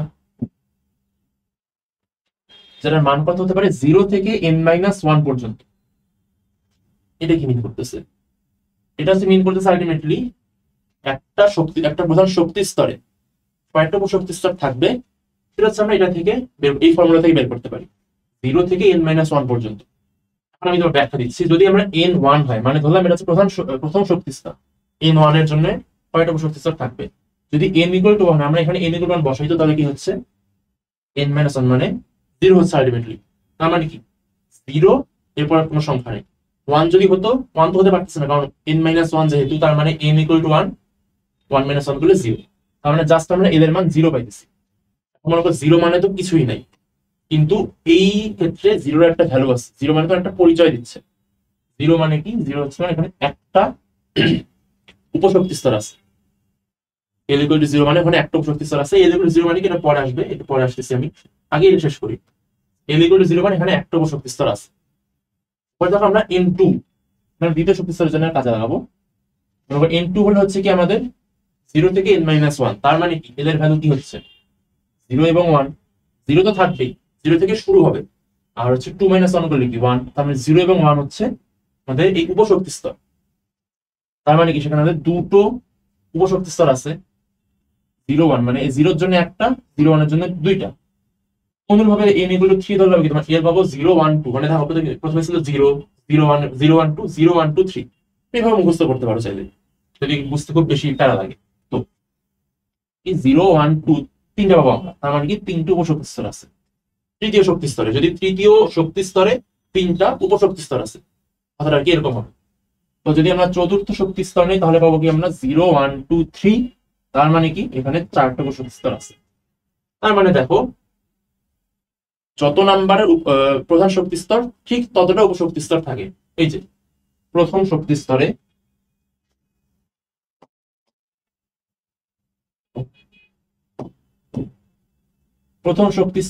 একটা উপশক্তি স্তর, দ্বিতীয় শক্তি স্তরে দুইটা উপশক্তি স্তর, তৃতীয় শক্তি স্তরে তিনটা উপশক্তি স্তর, চারটা শক্তি চতুর্থ শক্তি স্তরে চারটা উপশক্তি স্তর হয়ে গেল। এখন হচ্ছে উপশক্তি স্তর আবার 4 রকম আছে, এসপিডিএফ।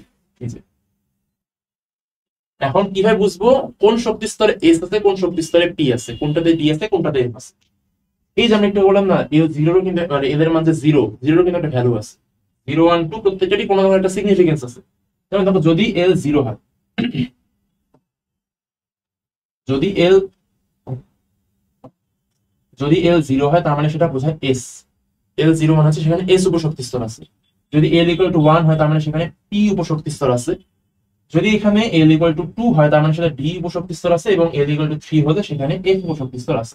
তুমি এসপিডিএফ থ্রি বলবা, এসপিডিএফ 0-1-2, সরি 0-1-2-3 আর কি, এসপিডিএফ 0-1-2-3।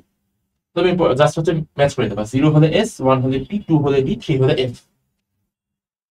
এই হচ্ছে গেল তাহলে আমাদের। তার মানে কি বলতে পারি আমরা প্রথম, আচ্ছা একটু পরে আসতেছি, আপাতত এটা থাকবে যে l0-1-2-3 এর জন্য কি কি উপশক্তি স্তর এটা আমরা জানলাম।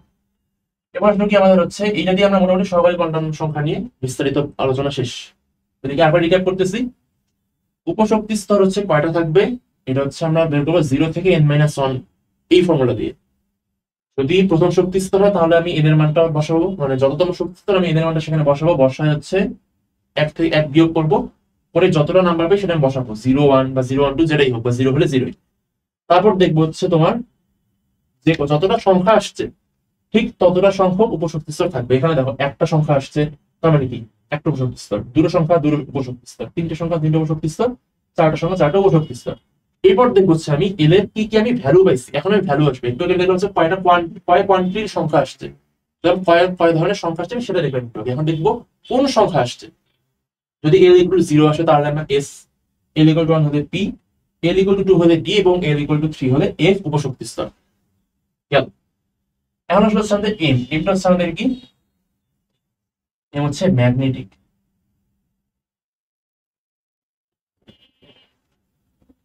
ম্যাগনেটিক বা চুম্বকীয়, যদি আমি লিখছি, আচ্ছা আমি চুম্বকীয় লিখে দিই, বাংলা লিখি, সমস্যা নেই।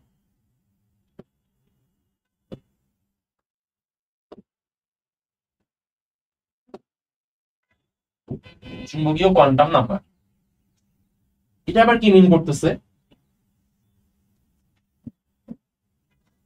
এই দেখো এটা হচ্ছে একটা উপশক্তি স্তর ছিল আমাদের। এখন দেখা যাবে কি উপশক্তি স্তরের কিন্তু সব জায়গায় ইলেকট্রন ঘনত্ব সমান থাকে না, কিছু কিছু স্পেসিফিক জায়গা আছে, মনে করি এরকম একটা জায়গা, এরকম একটা জায়গা যেখানে দেখা যায় ইলেকট্রন পাওয়ার সম্ভাবনা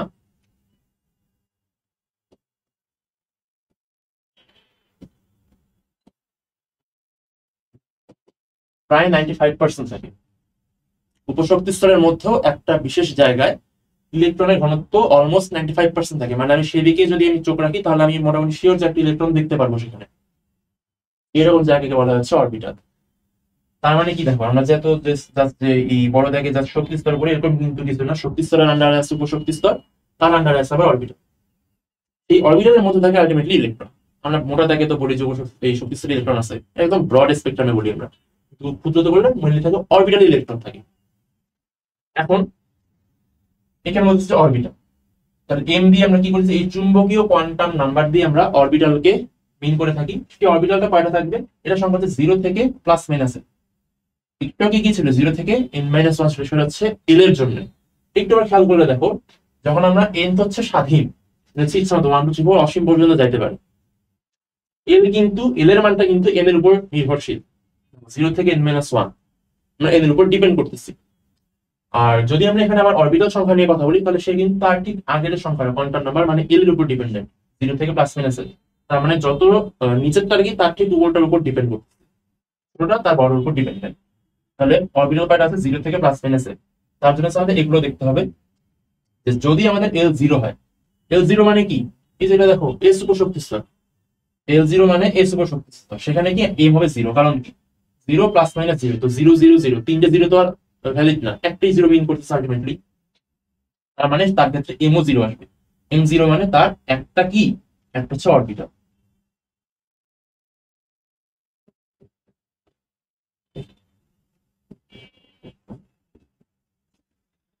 তার মানে এল যদি 0 হয় তার মানে সেটা কি এস উপর শক্তি স্তর, তার ক্ষেত্রে হচ্ছে এম ইকুয়াল টু 0 মানে তার একটা অরবিটাল আছে। মানে এখানেও কিন্তু 0-র একটা কিন্তু ভ্যালিডিটি আছে, 0 মানে একটা সংখ্যা, তার মানে তার একটা অরবিটাল আছে। গেল। যদি এল ইকুয়াল টু 1 হয়, এল ইকুয়াল টু 1 মানে কি, সেটা হচ্ছে পি উপশক্তি স্তর। তার মানে কি এখানে 0 প্লাস মাইনাস 1, কারণ কি বলছি আমি এখানে কিন্তু মাইনাস, এখানে কিন্তু দেখো 0 থেকে কিন্তু এল মাইনাস 1 না, 0 এবং প্লাস মাইনাস এল। তার মানে 0 হবে প্লাস 1 মাইনাস 1 হবে। তার মানে কি এগুলো, তার মানে কি আমাদের 0 1 মাইনাস 1, তার মানে কি তিনটা, আমরা কি তিনটা অরবিটাল পাচ্ছি কোথায়, যখন আমাদের পি, তার মানে এস উপশক্তি স্তরে একটা অরবিটাল, পি উপশক্তি স্তরে তিনটা অরবিটাল পাইছি। যদি আমাদের এল ইকুয়াল টু 2 হয়ে থাকে, তার মানে ডি উপশক্তি স্তর, তার আন্ডারে কয়টা অরবিটাল থাকবে, এম কি 0 প্লাস মাইনাস 1 প্লাস মাইনাস 2, তার মানে কি 2 এর জন্য 2, 1 এর জন্য 2, 0 মানে কি মোট 5টা। তার মানে কি আমরা 5টা অরবিটাল পাইতেছি ডি উপশক্তি স্তরের জন্য। দেন আসলে হচ্ছে এল ইকুয়াল টু 3 যদি হয়, তার মানে যদি সেটা আমাদের এফ উপশক্তি স্তর হয়, তাহলে এম কয়টা হবে, 0 plus minus 1 plus minus 2 plus minus 3, তার মানে কি 3 দুগুণে 6 রেখে 7, তাহলে আমরা 7টা অরবিটাল পাইছি। তুমি এখানে আরো একটা জিনিস লিখে রাখতে পারো যে যদি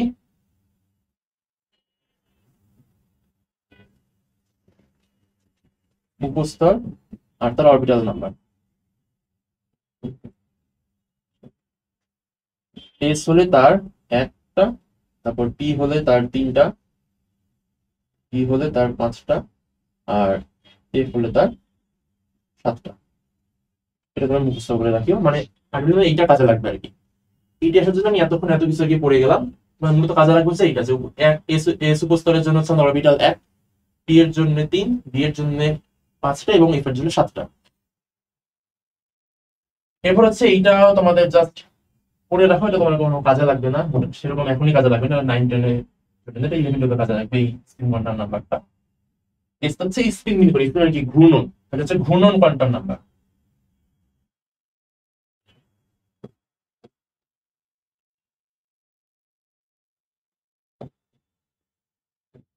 এটা হচ্ছে তাহলে কি আমাদের ঘূর্ণন কোয়ান্টাম নাম্বার, সেটা হচ্ছে কি প্লাস মাইনাস হাফ। আচ্ছা আমি একটা জিনিস বলিনি, যে আমরা যখন অরবিটাল নিয়ে পড়াশোনা করলাম, এখানে একটা জিনিস আমাদেরকে মনে রাখতে হবে যে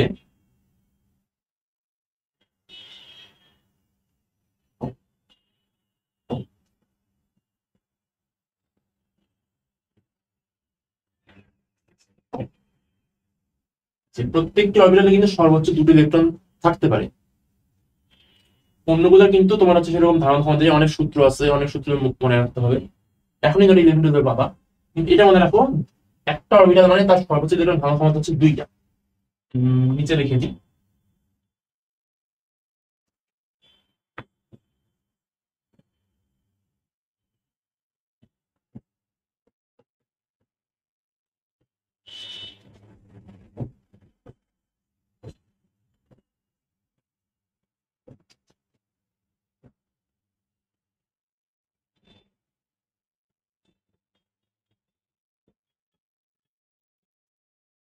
তার মানে একটা অরবিটালে সর্বোচ্চ 2টা ইলেকট্রন থাকতে পারে।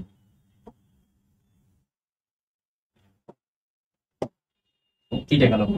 কারণ আসলে হচ্ছে স্পিন কোয়ান্টাম নাম্বার বা ঘূর্ণন কোয়ান্টাম সংখ্যা কি বলতেছে এখন হচ্ছে যে এটা আবার হচ্ছে কার উপর ডিপেন্ডেন্ট, এটা হচ্ছে আমাদের অরবিটালের উপর ডিপেন্ডেন্ট। এটাকে বললাম কি আমরা একটা অরবিটালে, এটা হচ্ছে আমাদের অরবিটাল না, তার মানে কি আমাদের 2টা হচ্ছে ইলেকট্রন থাকতে পারবে। এখানে একটা ইলেকট্রন, এখানে একটা ইলেকট্রন।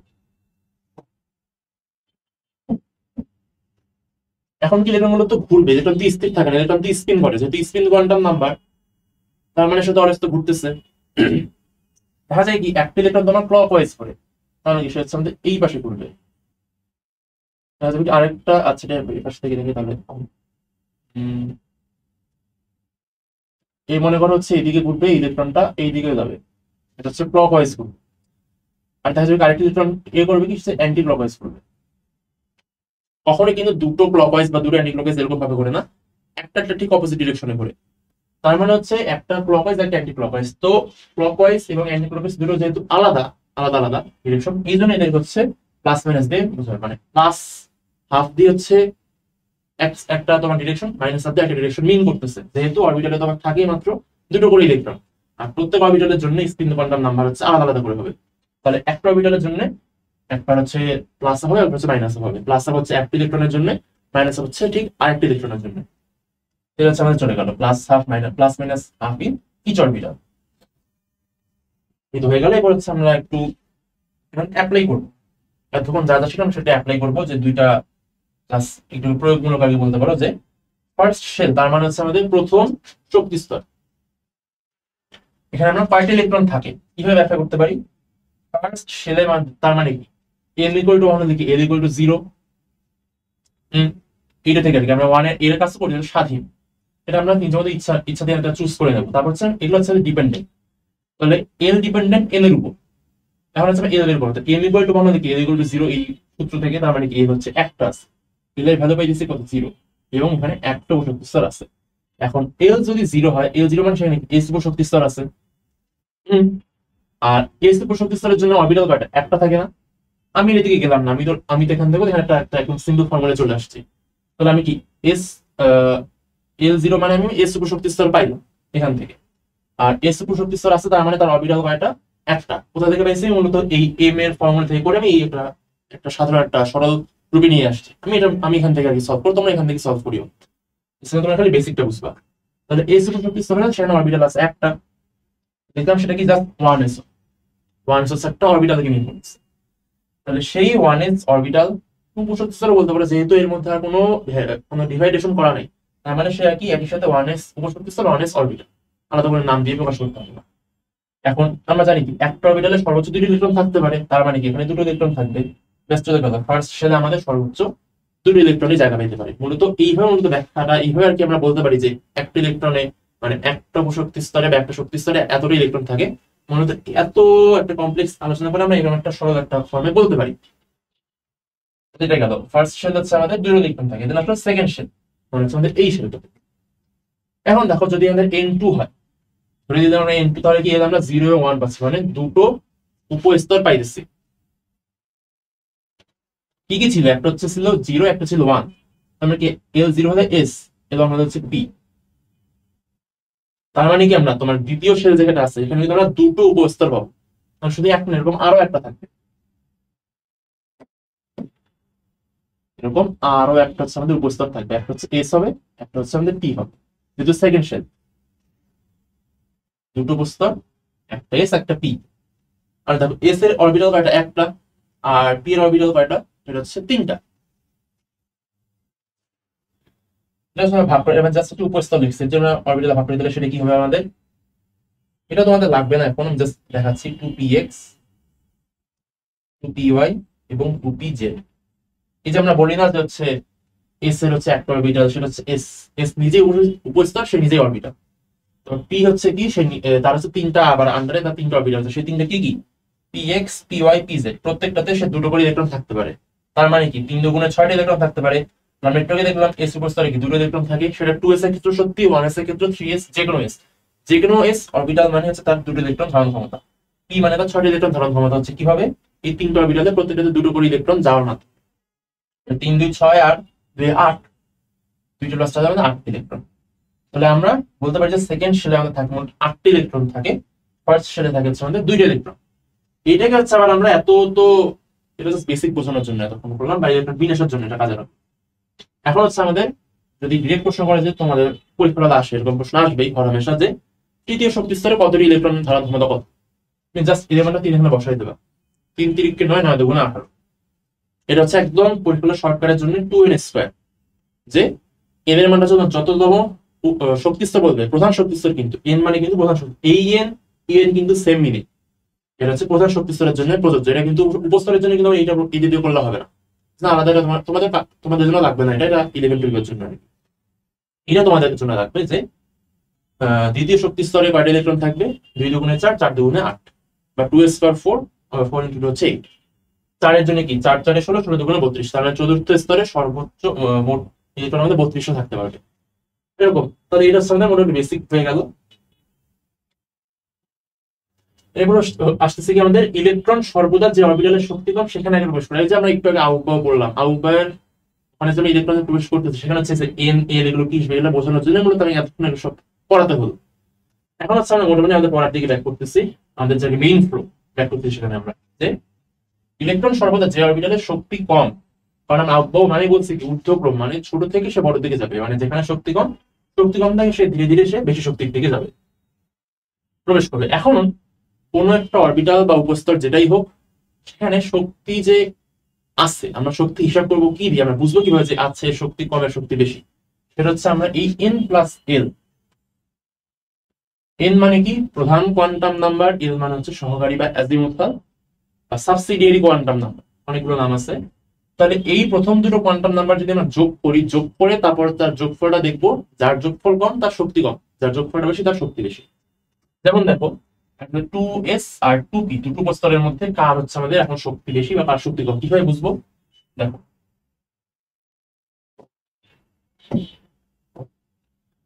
2s এর ক্ষেত্রে কি পাচ্ছি আমরা, n এর মান হচ্ছে 2, আর s এর জন্য কি 0 না, s এর জন্য l কি ছিল, l 0 মানে কিন্তু সেটা s অরবিটাল, তার মানে সেটা হচ্ছে আমাদের 2 হচ্ছে গেল। 2p এর ক্ষেত্রে কি পাচ্ছি, n এর মান তো 2, সামনে এটা মানে তো এটা তোমার n মিন করতেছে না, এটা তোমার হচ্ছে p মানে এটা l মিন করতেছে, তাহলে n এর জন্য 2 গেল, p এর জন্য গেল কত, p তোমার হচ্ছে 1, তার মানে কত হচ্ছে সেটা 3 মিন করতেছে। দেখো 2 আর 3, তাহলে কোনটা তোমার যোগফল কম, 2 এর মান অবশ্যই কম 3 এর থেকে, তার মানে 2s এর শক্তি কম 2p এর শক্তি বেশি, তার মানে ইলেকট্রন আগে 2s এ যাবে, দেন 2s ভর্তি হওয়ার পর তার অবশ্যই 2p এর দিকে যাবে। অনুরূপ ভাবে আসলে কি 4s এবং 3d এর মধ্যে যদি আমরা 4s নিয়ে ভাবি, তাহলে কি হচ্ছে আমাদের n এর মান হচ্ছে 4, s এর মান কত 0, তার মানে কি 4।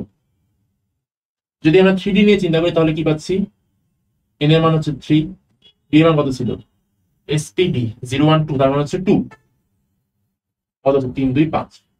তো এখানে দেখো 4s এর শক্তি কিন্তু কম, 3d এর শক্তি কিন্তু বেশি, তার মানে আগে 4s এর প্রবেশ করবে ইলেকট্রন, তারপর 3d যে উপস্থিত সেখানে ইলেকট্রন প্রবেশ করবে। এইভাবে হচ্ছে শক্তির ধীরে ধীরে তোমার ক্রমান্বয়ে বৃদ্ধিটাকে হচ্ছে আমরা ক্যালকুলেশন করার পর এখন শক্তি যে যোগ, প্রত্যেকটা যোগ করছি সেপারেটলি যোগ করে করে তারপর আমরা হচ্ছে একটা বড় একটা ফর্মুলা আকারে লিখতে পারি, সেটা কি 1s2 2s2 2p6 3s2 3p6 4s2 3d10, আরো অনেকগুলো আছে, প্রায় তোমার 2-3 মাস হয়ে যেতে দেখতে গেলে, কিন্তু এগুলো তোমার বড় ক্লাসের জন্য বা সবসময় লাগেও না, 11 12 সব লাগে না। তো তোমার আপাতত 19 এর জন্য তুমি যদি জাস্ট এইটুকু মনে রাখতে পারো, এইটুকু যদি ফ্লো মনে রাখতে পারো যে 1s2 2s2 2p6 3s2 3p6 4s2 3d10, উপর যে লিখছেন যে 2 2 6 2 6 2 10, এগুলো আবার কি জিনিস? এগুলো হচ্ছে সর্বোচ্চ ইলেকট্রন ধারণ ক্ষমতা দেখা হয় আর কি এখানে নরমালি। এস এ সর্বোচ্চ ইলেকট্রন দুইটা থাকতে পারে, একটু আগে দেখছি। এস এ 2 গেল, পি এ কটা থাকতে পারে? পি এ থাকতে পারে 6টা ইলেকট্রন। কেন? কারণ হচ্ছে 3টা অরবিটাল থাকে এখানে, 3 দুগুণে 6। 3s এর ক্ষেত্রেও সেম, মানে তৃতীয় প্রধান শক্তি স্তরে এস উপস্তর, সেখানে হচ্ছে 2টা ইলেকট্রন থাকতে পারে। তারপর তৃতীয় প্রধান স্তরে পি উপস্তরে থাকতে পারে 6টা ইলেকট্রন। গেল সব সেম, জাস্ট ডি এর ক্ষেত্রে তোমার দেখবে কি একটু আগে দেখো তোমার ডি এর জন্য কয়টা ছিল অরবিটাল, একটু আগে তোমরা যেই দেখিও ডি অরবিটাল ছিল আমাদের মোট 5টা। 5টা অরবিটাল মানে কি প্রত্যেকটা 2টা করে ইলেকট্রন থাকে, তার মানে 5 দুগুণে 10। তার মানে ডি উপস্তরে আমরা 10টা ইলেকট্রন সর্বোচ্চ থাকতে পারে। এই জন্য আমরা যে সর্বোচ্চ ধারণ ক্ষমতা একবার লিখে দেওয়া হয় আর কি, ফর্মুলা দেখার সময় সবসময় লেখা হয়। 1:2, 2:2, 2p6, 3:2, 3p6, 4:2, 3d10, এটা হচ্ছে কিন্তু মানের ঊর্ধ্বক্রমে, মানে আহ্বানিত অনুসরণ করে লেখা হয়েছে এটা। সর্বপ্রথমে 1s আসবে, দেন 2s, 2p, এরকম করে 3d পর্যন্ত যাবে। তুমি এই পর্যন্ত মুখস্থ করতে পারলে তুমি যে জিঙ্ক পর্যন্ত এটা দিয়ে তুমি ব্যবহার করতে পারবা, মানে বেশি কিছু লাগবে না। এখন আমি এতক্ষণ যে এত কিছু পড়ালাম, আসলাম কিন্তু মূলত এইটার জন্য, মূলত আমি হচ্ছে এতগুলো পড়ালাম প্রায় আধা ঘন্টা ধরে, যে আমি যে কথাগুলো বললাম এগুলোর সারমর্ম হচ্ছে তুমি যেন এইটা বুঝতে পারো। কারণ আগে উঠলে তুমি n প্লাস এর মানে তো বুঝতে না n আর l কি জিনিস, কোথা থেকে আসতেছে, এগুলো হচ্ছে নাকি আগে একটু বেসিকটা পড়াতে হয়েছে। তাহলে তোমাদের কাজ হচ্ছে এই ফর্মুলাটা আলটিমেটলি মনে রাখতে হবে, এটা কখনো ভোলা যাবে না। কারণ তুমি এইটা দিয়ে তুমি প্রত্যেকটা মৌলের ইলেকট্রন বিন্যাস করবা, যেটা বিন্যাস করে সেই বিন্যাস থেকে তুমি আলটিমেটলি এই পর্যায় সারণীতে মৌলের অবস্থানটা তুমি নির্ণয় করতে পারবা। আচ্ছা, তাহলে আমরা এটা মুখস্থ করবো। এরপর আসবো হচ্ছে আমরা মেইন কাজ হচ্ছে একটা পর্যায় সারণীতে মৌলের অবস্থান নির্ণয়। যেটা দুইভাবে করা হয়, একটা হচ্ছে পর্যায় নির্ণয়, একটা হচ্ছে গ্রুপ নির্ণয়। কারণ কি, পর্যায় সারণীতে একটা মৌল ডিফাইন করি আমরা কি দিয়ে, কত নম্বর পর্যায় কত নম্বর মৌল, এটা থেকে কিন্তু আমরা আলটিমেটলি ফাইন্ড আউট করতে পারি মৌলটা আর কি পর্যায় সারণী কোন জায়গায় আছে। তাই আমাদের পর্যায় জানতে হবে, গ্রুপও জানতে হবে, একটা মৌলের কিভাবে নির্ণয় করা হয়। কি বলতেছে, ইলেকট্রন পর্যায় সারণীর ক্ষেত্রে কি পর্যায় নির্ণয়টা একদম ইজি। এর জন্য কোনো মেথড নেই, এটার জন্য 3টা আলাদা আলাদা মেথড আছে। দেখো পর্যায় নির্ণয় কি বলছে, ইলেকট্রন বিন্যাসের সবচেয়ে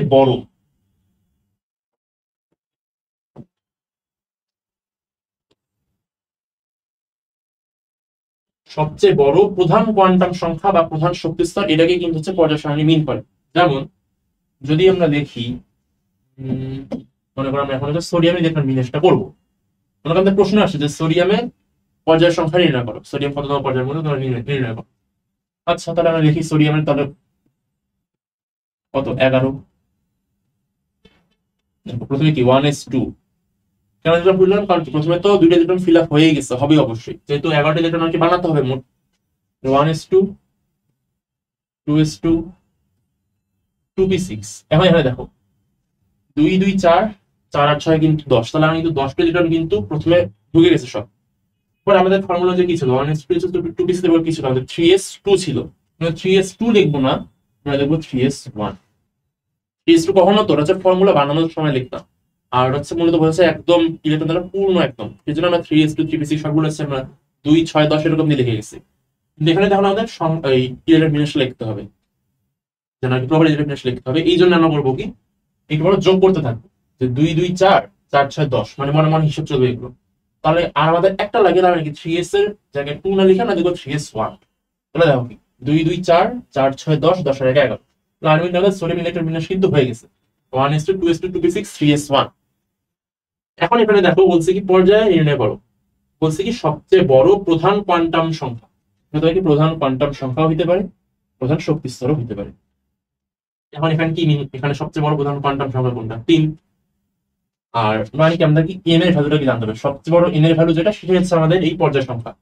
এখন এন এর ভ্যালু দিয়ে আমরা একই সাথে প্রধান কোয়ান্টাম সংখ্যাও মিন করি, এন দিয়ে আমরা প্রধান শক্তি স্তরও মিন করি। তার মানে কি দুটো আলটিমেটলি সেমই বোঝাচ্ছে, কোয়ান্টাম সংখ্যাও যা বোঝাচ্ছে শক্তি স্তর এখানে তাই বোঝাচ্ছে, সেটা কি এন। তাহলে এখানে দেখো, তাহলে কোনটা সবচেয়ে বড়, কি সবচেয়ে বড় না, তার মানে কি এটা আমাদের সোডিয়ামটা আমাদের কত পর্যায়ে, তৃতীয় পর্যায়ে।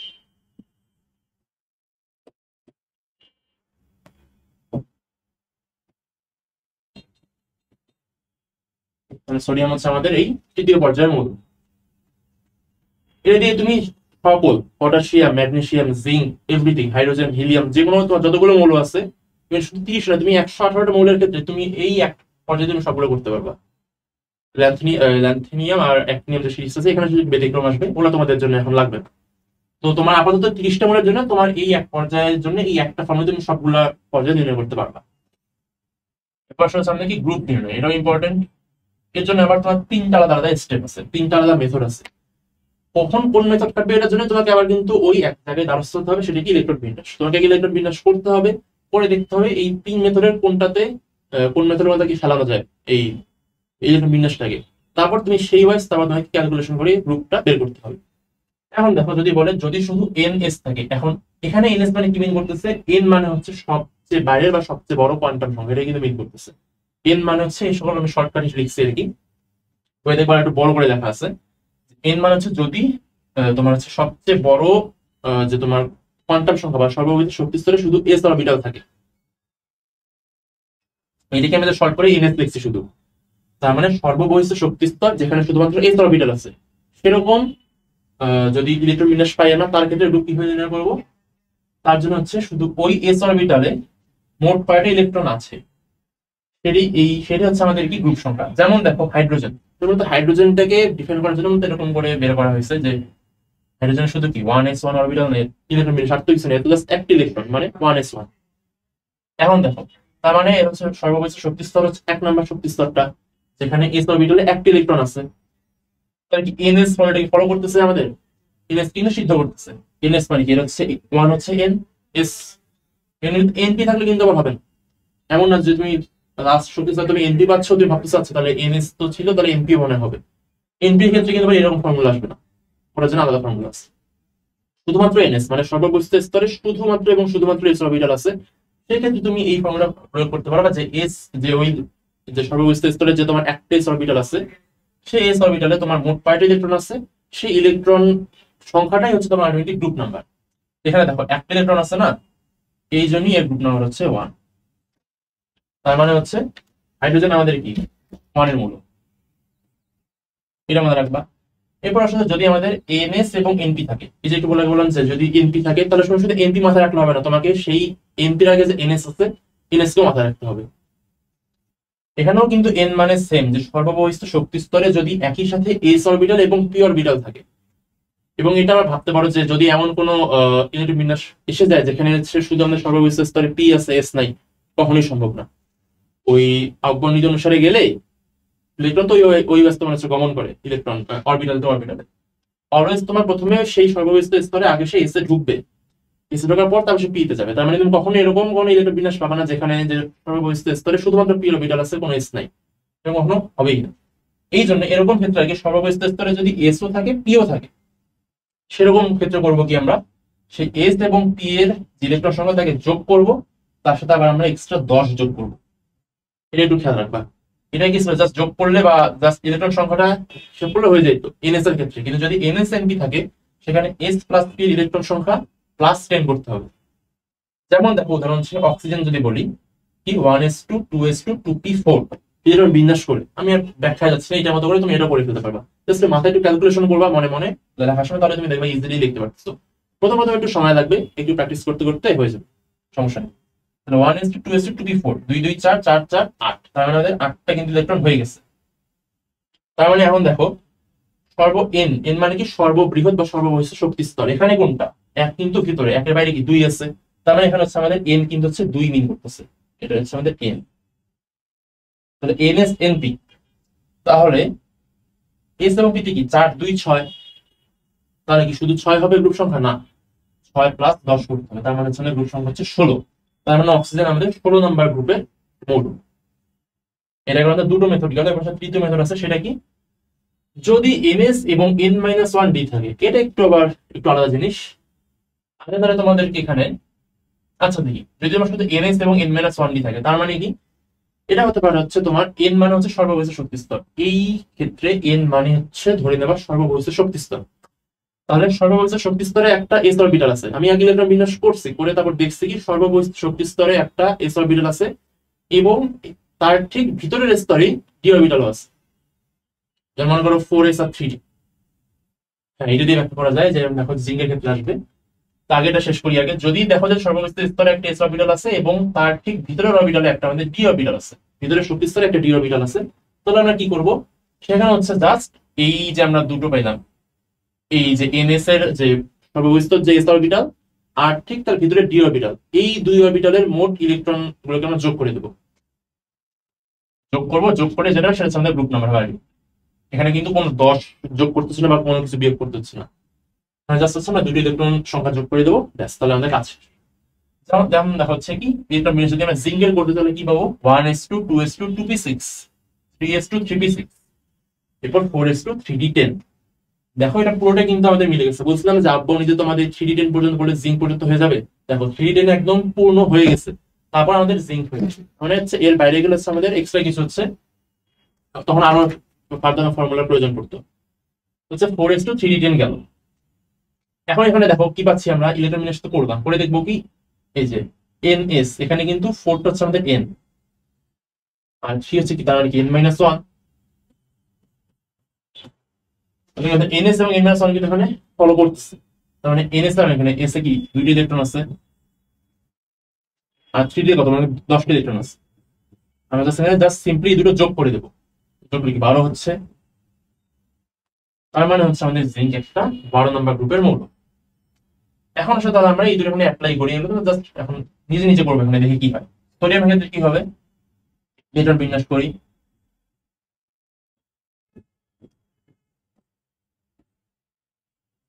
এটা হচ্ছে সোডিয়াম ইলেকট্রন বিন্যাস। আমি যদি পর্যায় বলি তাহলে কি হবে আমাদের,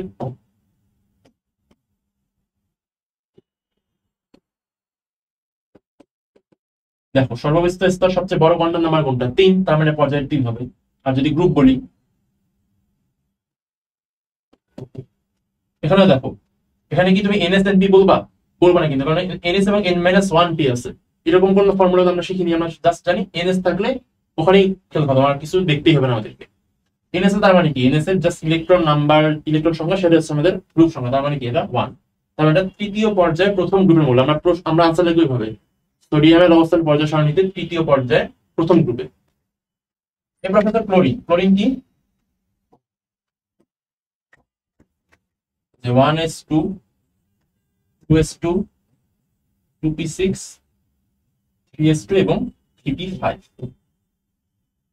এখানে কি বলতেছে, এখানে কিন্তু দেখো আমাদের NSNP কিন্তু হয়ে গেছে, কিন্তু সিদ্ধ করছে, এখানে ছিল জাস্ট NS, এখানে তো NS এবং NP দুটো আছে। তাহলে আমরা কি করব, আগে তাহলে আমরা পর্যায়টা বের করি।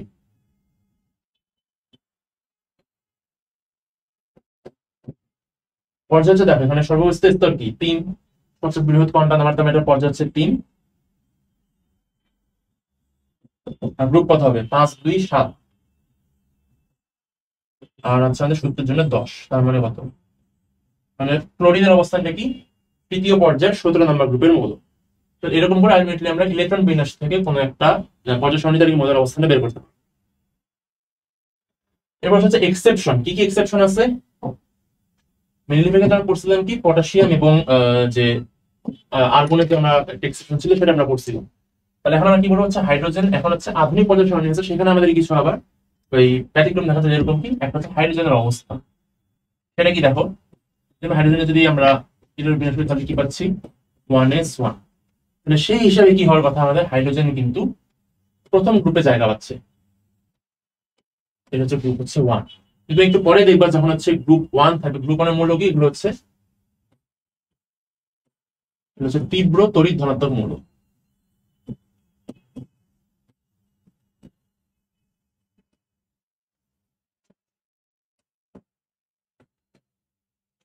কিন্তু হাইড্রোজেনে কিন্তু এই তড়িৎ ধনাত্মক মৌল কিন্তু হতে পারে না। আর আমরা একটু আগে পড়ছিলাম কি একই গ্রুপে নরমালি সকল মৌল কিন্তু প্রায় সেম ধর্ম হচ্ছে দেখায়। এখন হাইড্রোজেন আছে গ্রুপ 1 এ, কিন্তু গ্রুপ 1 এ বাকি যে সকল মৌল আছে তারা সবাই তীব্র তড়িৎ ধনাত্মক মৌল, কিন্তু হাইড্রোজেনে কিন্তু নিজের কোনো ঠিক ঠিকানা নেই, সে কখনো ধাতু কখনো অধাতু, এরকম আচরণ করে। এই কারণে কিন্তু আমরা একে বলতে পারবো না হচ্ছে হাইড্রোজেন সেই হিসাবে প্রথম গ্রুপে জায়গা পাওয়ার কথা না, কিন্তু যেহেতু ইলেকট্রন বিন্যাসটা 1s1 হইতেছে, সো ওই হিসেবে আমরা একে হচ্ছে প্রথম গ্রুপে জায়গা দিচ্ছি। এইটা একটা এরর আছে। এর পাশে হচ্ছে না হিলিয়ামের অবস্থান, কি আছে আমাদের, হিলিয়াম কত, পারমাণবিক সংখ্যা 2, ভর সংখ্যা 4, হচ্ছে 1s2।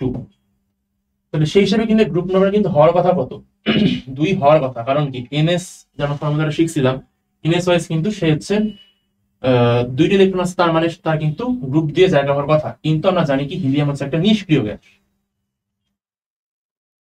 নিষ্ক্রিয় বা নোবেল গ্যাস। আর আমরা যদি নোবেল গ্যাস তোমার থাকে কোথায়, এদের গ্রুপ নাম্বার হচ্ছে 18।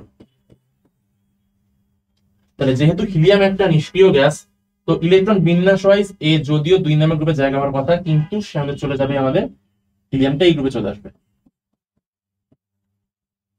হিলিয়াম নিষ্ক্রিয় গ্যাস হয়, এরও গ্রুপ নাম্বার হয়ে যাচ্ছে আমাদের 18। এটা একটা এরর।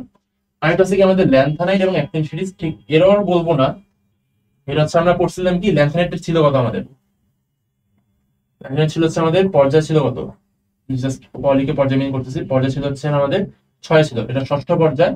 আর গ্রুপ ছিল কত এদের, 3 নাম্বার গ্রুপ। আর অ্যাক্টিনাইট ছিল কত, এটা হচ্ছে সপ্তম পর্যায় এবং এই ছিল আমাদের তৃতীয় গ্রুপ। এটা জাস্ট একটু দেখতে ব্যতিক্রম হয়, এটা আর কিছুই না। দেখতে জাস্ট খারাপ লাগবে যখন যদি আমরা ল্যান্থানাইট এবং অ্যাক্টিনাইট সিরিজ যদি আমরা জাস্ট একটা গ্রুপের মধ্যে, জাস্ট এই তৃতীয় গ্রুপের মধ্যে যদি না একদম 15টা করে মনে যদি এন্ট্রি করে, তাহলে দেখতে একদম উৎকট লাগবে। এই কারণে হচ্ছে আমরা ওই জায়গায় না রেখে আমরা নিচে কিন্তু বড় করে লিখে রাখছিলাম, আমরা কিন্তু ব্যাখ্যা তখন আগে দিয়েছি। ওই জন্য এটা একটু জাস্ট ব্যতিক্রম ধরে নেওয়া হয় আর কি, অবস্থানটাকে একটু আলাদা করে, একদম ভিতরে থাকে সুন্দর করে বোঝানোর জন্য আমরা নিচে আলাদা করে বড় করে কি ব্যাখ্যা করে দিই। তাহলে 3টা হচ্ছে মূলত আমাদের এই এক্সেপশন দেখা যায় এই পর্যায় সারণীতে। এবার আমাদের কি পর্যায়বৃত্ত ধর্ম, এটা অনেক ইম্পর্টেন্ট, এটা তোমাদের পরীক্ষা হলে অনেক সময় অনেক আসবে আর কি, অনেকবারই আসবে প্রশ্নে। তো এরকম অনেকগুলো ধর্ম আছে, যে সকল ধর্ম তোমার পারমাণবিক সংখ্যা, পারমাণবিক ভর এগুলো বৃদ্ধির সাথে সাথে পর্যায়ক্রমে আবর্তিত হয়। যেমন ধাতব ধর্ম, অধাতব ধর্ম, দেন আছে হচ্ছে তোমার পারমাণবিক আকার, পারমাণবিক ব্যাসার্ধ, দেন আয়নীকরণ শক্তি, ইলেকট্রন আসক্তি, তড়িৎ ঋণাত্মকতা। এগুলো প্রত্যেকটা ব্যাখ্যা যাবো আমরা, কিন্তু আমি হচ্ছে আগে তোমাদেরকে পড়াতে চাই কোনটা, সেটা হচ্ছে পারমাণবিক ব্যাসার্ধ ধর্ম। তোমরা যদি পারমাণবিক ব্যাসার্ধটা বোঝো, তুমি এইটার ভিত্তিতে তুমি বাকি যে আরো 4-5টা পর্যাবৃত্ত ধর্ম আছে তুমি প্রত্যেকটাই বুঝতে পারবা, এই একটা যে তুমি বেসিকটা ভালো মতো বুঝো তাহলে। তাহলে আসলে প্রথমে আসলে কি পারমাণবিক ব্যাসার্ধটা আমাদের কি, যেন আগে এটা পড়াবো। ব্যাসার্ধ জিনিসটা কি, সেটা নর্মালি হচ্ছে যে কোনো সেন্টার বা সেন্টার পয়েন্ট থেকে একদম পরিধির যে তোমার যে কোনো বিন্দু লম্ব দূরত্ব, সেটাকে আমরা ব্যাসার্ধ বলি। পারমাণবিক ব্যাসার্ধ সেম, সেটা হচ্ছে কি নিউক্লিয়াস আছে মাঝখানে, মানে তোমার সেটা মানে একটা পরমাণু, বাইরে হচ্ছে সর্বোচ্চ শক্তি স্তর, হচ্ছে নিউক্লিয়াস, তাহলে এখানে ইলেকট্রন আছে, তাহলে এর মধ্যে হচ্ছে লম্ব দূরত্ব, সেটা হচ্ছে পারমাণবিক ব্যাসার্ধ। তার মানে একটা পরমাণুর ইলেকট্রন বিন্যাসের সর্ববহিষ্ঠ শক্তি স্তর থেকে নিউক্লিয়াসের মধ্যবর্তী লম্ব দূরত্বকে বলা হয় পারমাণবিক ব্যাসার্ধ। এখন এই পারমাণবিক ব্যাসার্ধ দেখা যায় তোমার পর্যায় বরাবর গেলে হচ্ছে একরকম, আবার গ্রুপ বরাবর নামলে একরকম তোমার চেঞ্জ দেখা যায়। এই চেঞ্জটা কি, প্রথমে হচ্ছে পর্যায় যদি আমরা যাই, একই পর্যায়ে যদি বাম থেকে ডানে যাই, মনে করে একই পর্যায়ের বাম থেকে ডানে যাচ্ছি, তার আগে আমি এই দুটো এক্সাম্পল দেখা দিই। সোডিয়াম আর আর্গন, সোডিয়ামের কাছে গেছে আমাদের লাস্টে দেখো 1s2 2s2 2p6 3s1। Argon কি,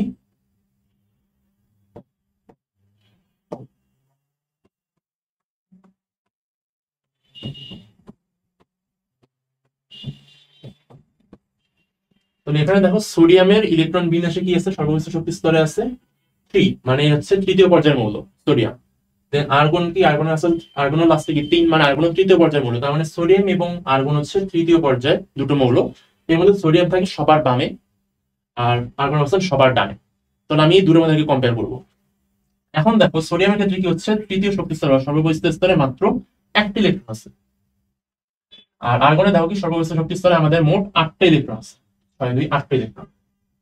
এখন দেখো যখন হচ্ছে আমরা এই সোডিয়ামের ক্ষেত্রে, তাহলে কি সর্বোচ্চ শক্তি স্তরে ইলেকট্রনের ঘনত্বটা তুলনামূলক কম, যদি 1টি ইলেকট্রন আছে জাস্ট।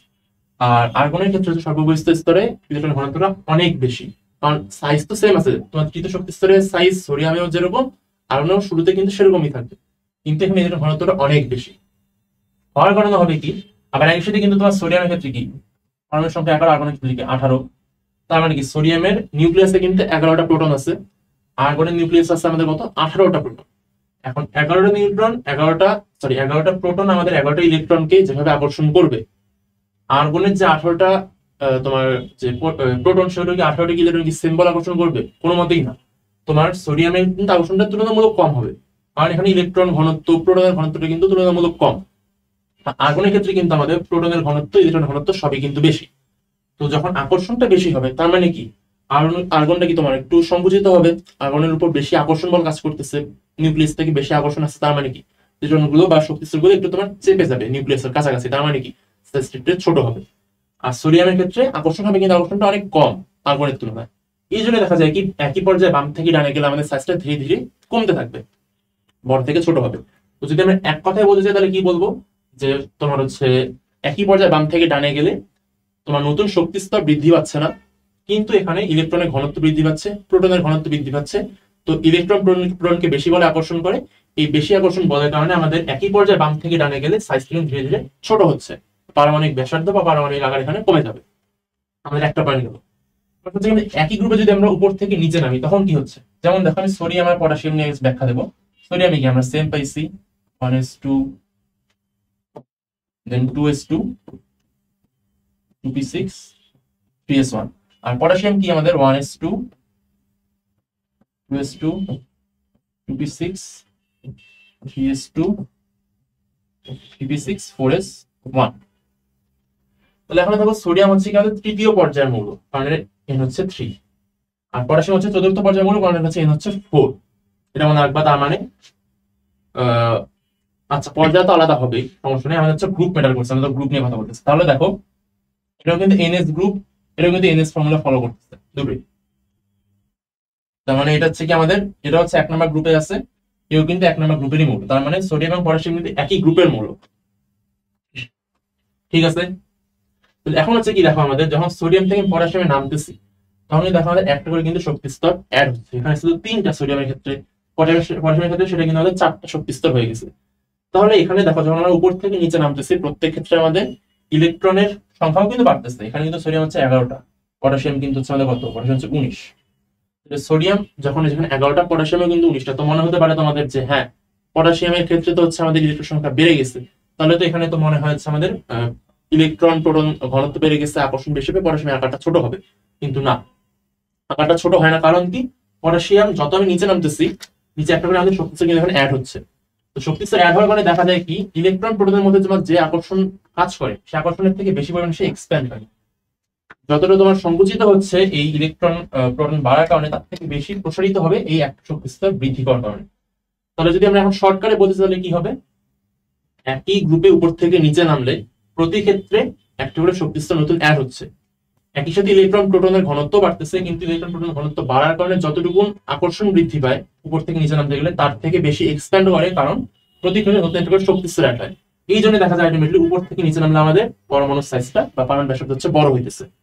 তার মানে আমরা এখন তাহলে দুইটা মনে রাখতে হবে, বেসিক ব্যাখ্যা করলাম। তো মনে রাখবা কি, একই পর্যায়ে বাম থেকে ডানে গেলে পারমাণবিক ব্যাসার্ধ কমে যায়, একই গ্রুপ থেকে উপর থেকে নিচে নামলে আমাদের এটা হচ্ছে সাইজটা বড় হবে। এবং খেয়াল রাখবে অবশ্যই কিন্তু একই গ্রুপ অথবা একই পর্যায়ে, কখনো কিন্তু তুমি দুটো ভিন্ন পর্যায়ে দুটো মৌলের মধ্যে আবার এটা খাটাতে যেও না, বা দুটো ভিন্ন গ্রুপের মৌলের মধ্যে তুমি খাটাতে যেও না। অলওয়েজ এটা একই পর্যায়ে মৌল বা একই গ্রুপের মৌলের ক্ষেত্রে প্রযোজ্য। একই পর্যায়ে বাম থেকে ডানে গেলে ছোট হবে, একই গ্রুপে উপর থেকে নিচে নামলে সেটা বড় হবে। এই হচ্ছে তাহলে পারমাণবিক ব্যাসার্ধ। এটার উপর ভিত্তি করে আমি তোমাদেরকে বাকি সবগুলো বুঝাই দেবো। তাহলে আসলে আমরা এখন ধাতব ধর্ম। ধাতব ধর্মটা কি, মানে ধাতু হওয়ার যে প্রবণতা সেটা হচ্ছে ধাতব ধর্ম। ধাতু মানে কি, যে সকল পদার্থ বা যে সকল মৌলিক পদার্থ তোমার ইলেকট্রন ত্যাগ করে ধনাত্মক আয়নে কনভার্টেড হতে পারে তাদেরকে আমরা ধাতু বলি।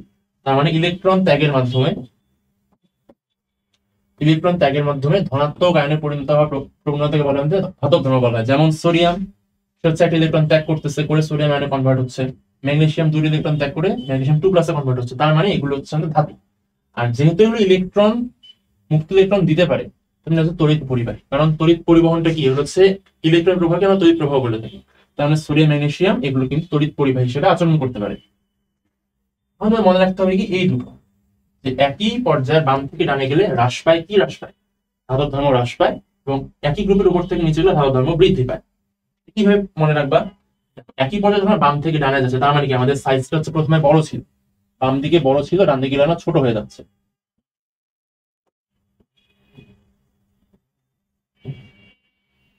বাম থেকে ডানে গেলে আর কি আমাদের হ্রাস পাচ্ছে আকর্ষণ। মাঝখানে কি নিউক্লিয়াস আছে দুইটারই, আকর্ষণ ভুল বললাম। বাম থেকে ডানে গেলে আর কি আমাদের ধাতব ধর্ম হচ্ছে হ্রাস পাচ্ছে। কিভাবে পাচ্ছে, যখন বাম দিকে ছিল তখন কিন্তু সাইজটা কিন্তু বড় ছিল।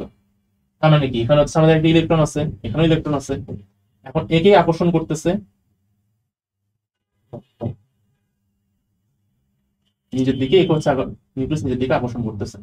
কোন আকর্ষণটা শক্তিশালী হবে দেখো তো, অবশ্যই যেটা তোমার সাইজ ছোট।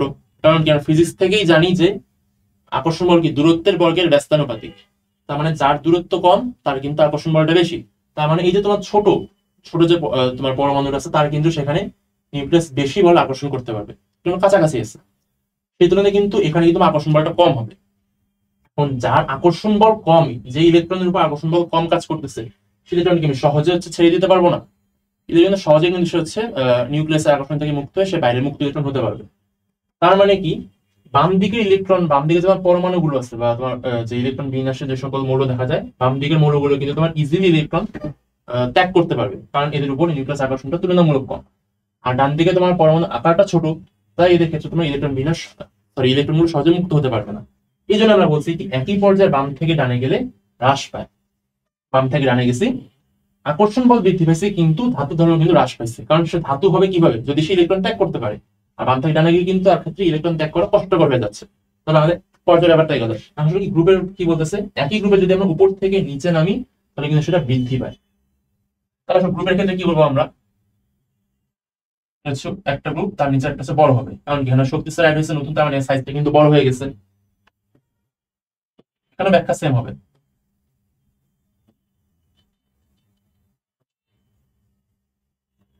তাহলে যদি এটা হচ্ছে মনে করো প্রথম গ্রুপ, বা এটা প্রথম গ্রুপ, এটা দ্বিতীয় গ্রুপের মৌল। যখন আমরা উপর থেকে নিচে নামতেছি, এখন দেখো প্রথম গ্রুপের ক্ষেত্রে আমরা এটা সাইজটা ছোট, প্রথম গ্রুপের মৌল যেহেতু, আর দ্বিতীয় গ্রুপ মানে হচ্ছে তোমার সাইজটা একটু তুলনামূলক বড়।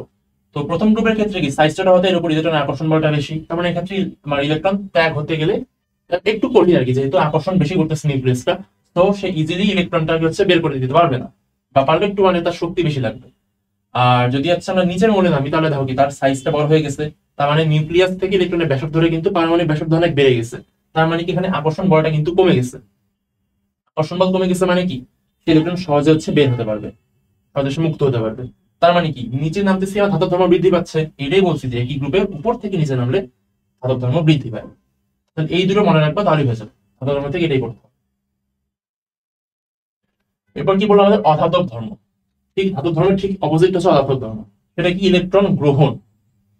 ধাতু করতো কি ইলেকট্রন ত্যাগ করতো, আর অধাতু করবে সে ইলেকট্রন গ্রহণ করবে, একদম সোজা। ইলেকট্রন গ্রহণ করে, আর ইলেকট্রন গ্রহণ করলে সে অবশ্যই ঋণাত্মক আয়ন হবে, ধনাত্মক তো হবে না, ইলেকট্রন গ্রহণ করতেছে। তাহলে ইলেকট্রন গ্রহণ করে ঋণাত্মক আয়নে পরিণত হওয়ার প্রবণতাকে আমরা বলি কি অধাতব ধর্ম বলা হয়। যেমন দেখো ক্লোরিন একটা অধাতু, ইলেকট্রন গ্রহণ করে হচ্ছে কি আমাদের ক্লোরাইড আয়নে পরিণত হচ্ছে, এটা মনে রাখবা। আর বলছে কি একই পর্যায়ের বাম থেকে ডানে গেলে বৃদ্ধি পায়। কেন বৃদ্ধি পায় দেখো, এটা হচ্ছে বাম দিকের মৌল, এটা হচ্ছে ডান দিকের মৌল, একই পর্যায়ে, তার মানে কি সাইজটা ছোট হচ্ছে। এই পারমাণবিক আকার দিয়ে তোমার সবকিছু ব্যাখ্যা করে দেওয়া সম্ভব। বাম দিকের মৌল হচ্ছে কি সাইজটা বড় আছে, অতএব আকর্ষণ বলটা কম। ডান দিকের মৌল আকারটা ছোট, মানে আকর্ষণ বলটা বেশি।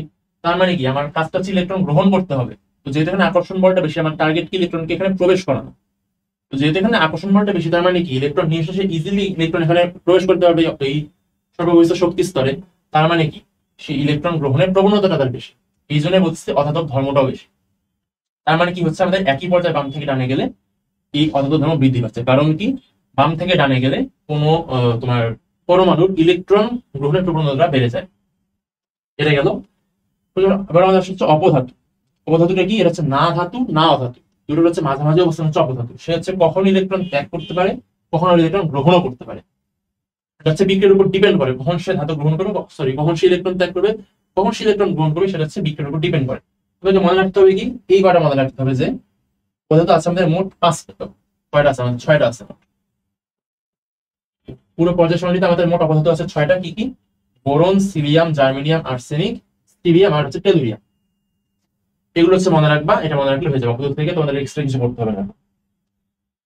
তো ব্যাসার্ধ আমরা বলে ফেলছি। এরপর আসলে কি আমাদের আয়নীকরণ শক্তি।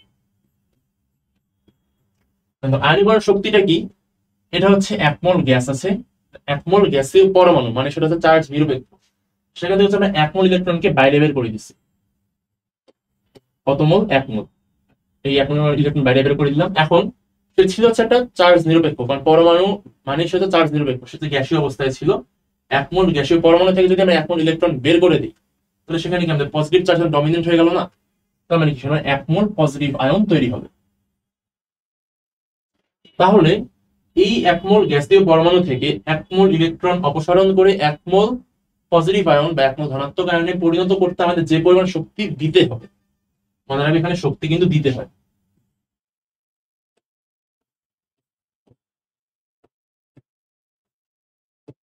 কারণ ইলেকট্রন তো এখানে হচ্ছে নিউক্লিয়াসের সাথে একটা শক্তি নিয়ে যাচ্ছে, বাউন্ড হয়ে আছে, একটা দায়বদ্ধ হয়ে আছে। এখন এখানে হচ্ছে আমরা যদি শক্তি দেওয়া সেই শক্তি গ্রহণ করে ইলেকট্রনটা উত্তেজিত হবে, উত্তেজিত হয়ে সে তার হচ্ছে বাইরের শক্তি স্তরে যাবে, এরকম করতে করতে আলটিমেটলি নিউক্লিয়াসের যে আকর্ষণ তাকে ছিন্ন করে বাইরে মুক্ত হয়ে যাবে। এই জন্য আমাকে বাইরে থেকে শক্তি দিতে হয়। তো আয়নীকরণ শক্তিটা কি?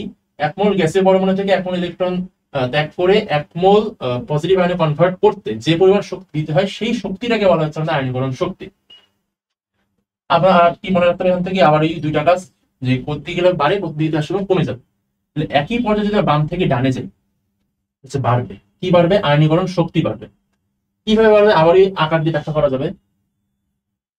একই পর্যায়ে বাম থেকে ডানে যাচ্ছে, তার মানে সাইজটা দিয়ে এখানে ছোট হবে।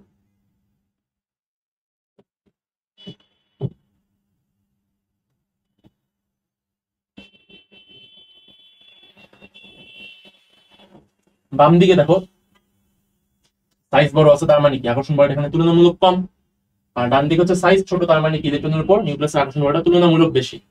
এখন আমার টার্গেটটা কি? টার্গেট হচ্ছে আমি 1 মোল ইলেকট্রনকে শক্তি দিয়ে বাইরে বের করে দেবো, মানে হচ্ছে এর বাইরে ইলেকট্রন যেন বাইরে এখানে ঘোরাফেরা করে, সেজন্য এই শক্তি যেন না থাকে। আমার টার্গেট হচ্ছে এইটা। এখন এটা করতে গেলে কি আমাকে শক্তি দিতে হবে। এখন কোথায় আমার শক্তি বেশি লাগবে? এখন দেখো এখানে আকর্ষণ বল কম, নিউক্লিয়াস কম বলে আকর্ষণ করতেছে, মানে আমি একটু শক্তি দিলেই কিন্তু ইলেকট্রন ইজিলি মুক্ত হয়ে বাইরে ঘোরাফেরা করতে পারবে। কিন্তু এখানে কিন্তু আকর্ষণ বল অনেক বেশি, কারণ সাইজটা কিন্তু ছোট। তো ছোট সাইজ মানে আমাকে বেশি শক্তি দিতে হবে, যদি আকর্ষণ বলটা বেশি। বেশি শক্তি দিলে তারপর আমি ইলেকট্রনটাকে মুক্ত করতে পারবো। তার মানে কি, আমি ডানে যত আসলাম, বাম থেকে ডানে গেলাম, মানে কি আমার আয়নিক শক্তি কিন্তু ধীরে ধীরে বাড়তেছে। কারণ কি, আমার আয়নিক শক্তি টার্গেট কি, শক্তি দিয়ে ইলেকট্রনকে মুক্ত করতে হবে। তো বাম থেকে ডানে গেলে আমাদের এই আয়নিকরণ শক্তি বৃদ্ধি পায়। এটা গেল। কি একই গ্রুপে উপর থেকে নিচে নামলে কি বলতেছে আমরা, এটা আয়নিকরণ শক্তি কিন্তু কমে যায়। দেখো ওই সেম ভাবে ব্যাখ্যা করা যাবে।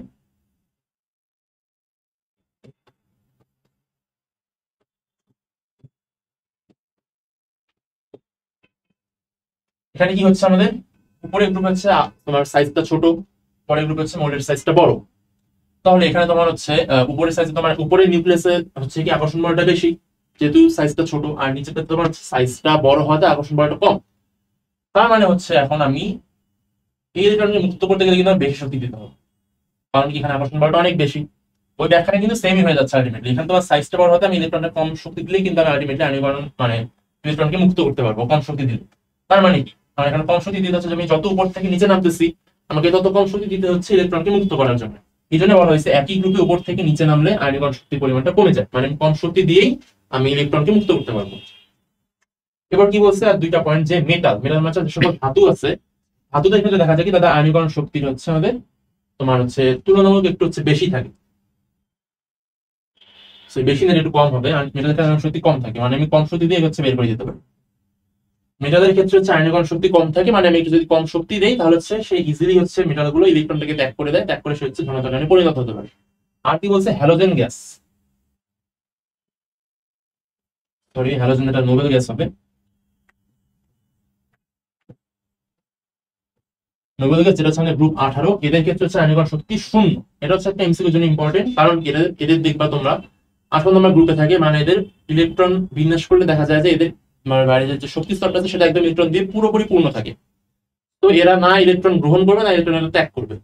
তো আমাদের তো ইলেকট্রন ত্যাগ করে নিয়েছে কথা, ত্যাগ যেহেতু করতে পারবে না, যেহেতু ইলেকট্রন বিন্যাস একদম স্টেবল হয়ে আছে, এই জন্য এই ইলেকট্রন ত্যাগও করবে না গ্রহণ করবে না, মানে এর আয়নীকরণ শক্তি একদম 0। এরপরে দেখো ইলেকট্রন আসক্তি, এটা হচ্ছে আমাদের আয়নীকরণ শক্তির ঠিক অপোজিট। এটা হচ্ছে 1 মোল গ্যাসীয় পরমাণুকে এর সাথে 1 মোল ইলেকট্রন যোগ করে 1 মোল নেগেটিভ আয়ন কনভার্ট করতে হলে যে পরিমাণ শক্তি উৎপাদিত হয়,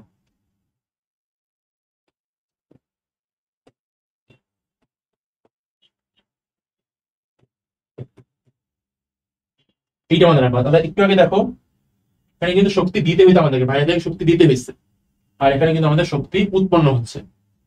তাহলে এটা মনে রাখবা। তাহলে কি হচ্ছে, 1 মোল গ্যাসীয় পরমাণুতে 1 মোল ইলেকট্রন যোগ করে 1 মোল নেগেটিভ আয়নে কনভার্ট করতে গেলে যে পরিমাণ শক্তি উৎপন্ন হয় এই শক্তিকে কিন্তু ইলেকট্রন আসক্তি বলা হয়। তার মানে এটা কিন্তু এমন না যে হচ্ছে কোন নিউক্লিয়াসের ইলেকট্রনকে আসক্তি করার ক্ষমতাকে বলা হয় ইলেকট্রন আসক্তি, এটা এক প্রকার শক্তি। শক্তির একটা অপর নাম, সেটা হচ্ছে ইলেকট্রন আসক্তি। কি বলতেছে এখন আমাদের আবার দুটো টার্ম আসলো, একটা হচ্ছে একই পর্যায়ে বাম থেকে ডানে গেলে বাড়ে, উপর থেকে নিচে গেলে কমে। বেশি ব্যাখ্যা যাবো না, দেখো তোমরা একটু আগে এখানে কি পড়ছো, আয়নীকরণ শক্তি কি ছিল, ইলেকট্রন শক্তি ঠিক তার অপোজিট। তার মানে যদি আয়নীকরণ শক্তি বাম থেকে ডানে গেলে বাড়তেছিল, তো এখানে বাম থেকে ডানে গেলে এটা হচ্ছে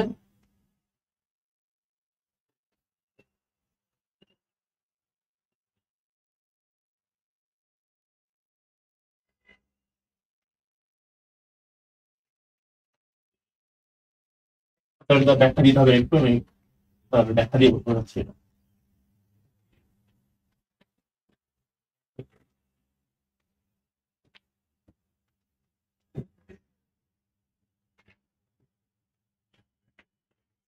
আমি একই পর্যায়ে বাম থেকে ডানে যাচ্ছি, তার মানে কি আমাদের সাইজটা কিন্তু ধীরে ধীরে ছোট হচ্ছে।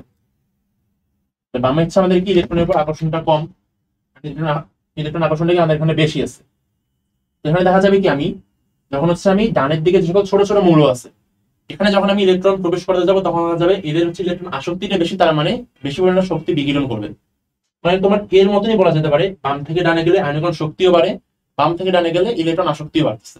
কারণ ইলেকট্রন প্রতি আসক্তি কিন্তু আসলে কিন্তু বেশি, ডান দিকে গেলে কি তোমার আয়ন তোমার কি মনে রাখবে কিভাবে ডান দিকে গেলে হচ্ছে তোমার সাইজ ছোট হচ্ছে, নিউক্লিয়াসের উপর তোমার হচ্ছে তোমার ইলেকট্রন আকর্ষণটা বাড়তেছে, তো সুতরাং ইলেকট্রনের প্রতি আসক্তিটা বেশি হচ্ছে, তার মানে সেখানে বেশি বেশি শক্তি উৎপাদন করবে। যেন আসলে কি আমরা একই গ্রুপে যদি উপর থেকে নিচে নামি, তাহলে কি হচ্ছে ঠিকঠাক উল্টোটা হবে।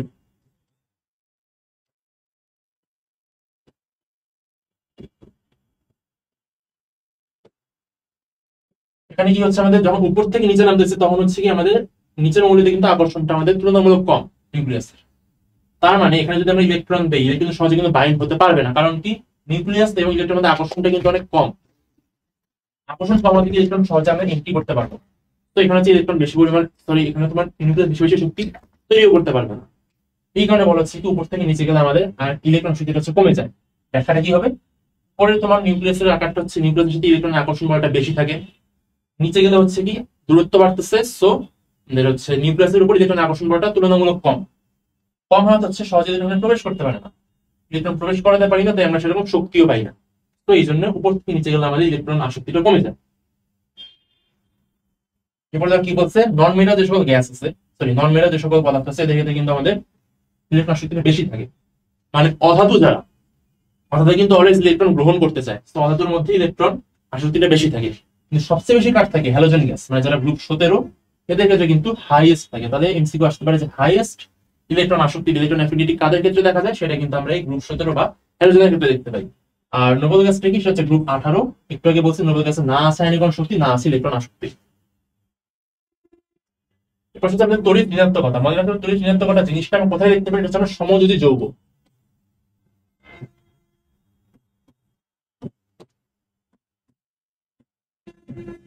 সমযোজী যৌগে এই তড়িৎ ঋণাত্মকতা ইলেকট্রোনেগেটিভিটি হচ্ছে দেখা যায়। যে মূলত জিনিসটা কি দেখো, আমরা একটা ব্যাখ্যা দিচ্ছি। হাইড্রোজেন আর ক্লোরিনের মধ্যে একটা হচ্ছে দুটো কিন্তু সমযোজী, মানে হাইড্রোক্লোরিক অ্যাসিড বা হাইড্রোজেন ক্লোরাইড কিন্তু একটা সমযোজী যৌগ। কিভাবে হচ্ছে, হাইড্রোজেন কি 1s1 ইলেকট্রন বিন্যাস, ক্লোরিনের কি 1s2 2s2 2p6 3s2 3p5। এখন দেখো হাইড্রোজেনের কিন্তু সর্বোচ্চ শক্তি স্তর হচ্ছে জাস্ট একটা ইলেকট্রন প্রয়োজন স্টেবল হতে গেলে। ক্লোরিনের ক্ষেত্রে দেখো সর্বোচ্চ 3p6 হয়, আছে 3p5, তার মানে এর কিন্তু আর একটা ইলেকট্রন পেলে কিন্তু সেও কিন্তু স্টেবল হতে পারে, মানে প্রত্যেকের কিন্তু একটা ইলেকট্রন প্রয়োজন। এখন হাইড্রোজেন কি ইলেকট্রনকে দিয়ে দেবে পুরোপুরি না, তাহলে ক্লোরিন স্টেবল হবে কিন্তু হাইড্রোজেন তো স্টেবল হতে পারবে না। আবার ক্লোরিন কি তার একটা ইলেকট্রন হাইড্রোজেনকে দিয়ে দেবে, তাহলে তো ক্লোরিনের ইলেকট্রন ঘাটতি আরো বেড়ে গেল, তখন তার আবার দুইটা ইলেকট্রন লাগতেছে, সেটাও করবে না। এখন তাহলে দুজন মিউচুয়ালি কিভাবে হচ্ছে, আমাদের টার্গেট কি দুজনকে একই সাথে আমাদের মোটামুটি স্টেবল অবস্থা আনা। এই জন্য আমরা করি কি, দেখা যায় যে হাইড্রোজেনের যে সর্ববহিস্থ বা যে একমাত্র ইলেকট্রন, সেটা হচ্ছে আমাদের যে এই ক্লোরিনের যে তোমার একটা ইলেকট্রন দুটো হচ্ছে পরস্পর শেয়ার করে। শেয়ার করে হয় কি, তখন দেখা যায় তোমার বাইরের শক্তি স্তর কি, ক্লোরিনের ক্ষেত্রে হচ্ছে আমাদের 5 2 7 ইলেকট্রন থাকবে। আচ্ছা তাহলে 1 2 3 4 5 6 আর মনে করেন যে 7 নম্বর ইলেকট্রন একটা আছে। তাহলে ক্লোরিন থাকে কয়টা আমাদের, এই 1 2, ঠিক আছে, 1 2 3 4 5 6, এইটা এইটা হচ্ছে আমাদের ক্লোরিনের ইলেকট্রন। আর এটা কিন্তু হচ্ছে হাইড্রোজেন ইলেকট্রন, এটা হাইড্রোজেন থেকে আসছে, এটা কিন্তু আমাদের ক্লোরিন থেকে আসছে, এই একটা ইলেকট্রন। তাহলে আমাদের হচ্ছে 1 2 3 4 5 6 7 ইলেকট্রন ছিল ক্লোরিনের আগে থেকে, হাইড্রোজেন ছিল কি জাস্ট একটা 1s1 হাইড্রোজেন ইলেকট্রন ছিল, একটা ইলেকট্রন। এখন করে কি এরা এই 1s1 আর হচ্ছে যে তোমার পঞ্চম ইলেকট্রন ক্লোরিনের, দুটো মিল হচ্ছে একসাথে মাঝখানে শেয়ার করলো, দুটো নিউক্লিয়াসের মাঝামাঝি জায়গায় আসলো।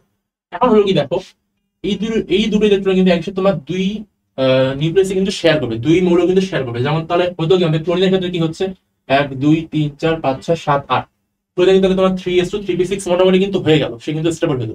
হাইড্রোজেনের ক্ষেত্রে দেখো 1s2 হলো কিনা, 1 2 কিন্তু হাইড্রোজেনের ক্ষেত্রে আছে, সো 1s2 হলো। তার মানে দুটো মৌল কিন্তু আলটিমেটলি আমাদের স্টেবল হলো। এইটা হচ্ছে আমাদের সমযোজী যৌগ। এখন এই সমযোজী যৌগে এই যে আমাদের তৈরি হলো, এই নামটা কি, একটা স্পেসিফিক নাম আছে, এটাই বলা হয় বন্ধন জোড় ইলেকট্রন বলা হয়।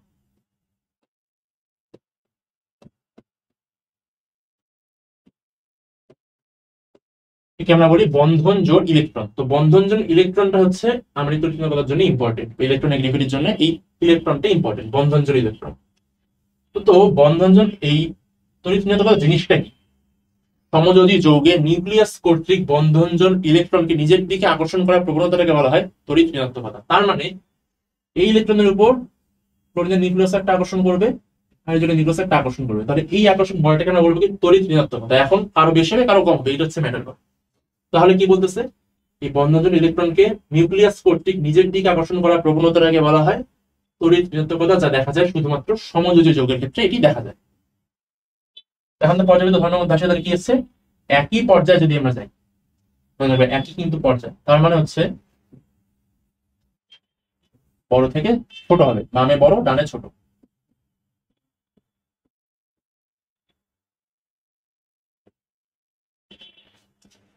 বাম থেকে ডানে গেলে কিন্তু আমাদের ঋণাত্মকতা কিন্তু বাড়বে। কেন বাড়বে, কারণ যখন ডানে যাবো, ডানে গেলে কি আমার ইলেকট্রন সাইজটা তো ছোট হয়ে যাচ্ছে, ছোট হলে কি আমি আকর্ষণ বলটা বেশি হবে, আকর্ষণ বল বেশি মানে কি সহজে তোমার ইলেকট্রনকে সে আকর্ষণ করবে। মানে তখন কি বন্ধনজন ইলেকট্রন এবং যে তোমার নিউক্লিয়াস দূরত্ব তোমার কমে যাবে না, যেহেতু তোমার পরমাণুটা ছোট, তার মানে সে বেশি বল আকর্ষণ করবে, তার তড়িৎ ঋণাত্মকতাটা বেশি হবে। যদি আমরা একই গ্রুপে উপর থেকে নিচে আসি, তাহলে কি হবে আমাদের,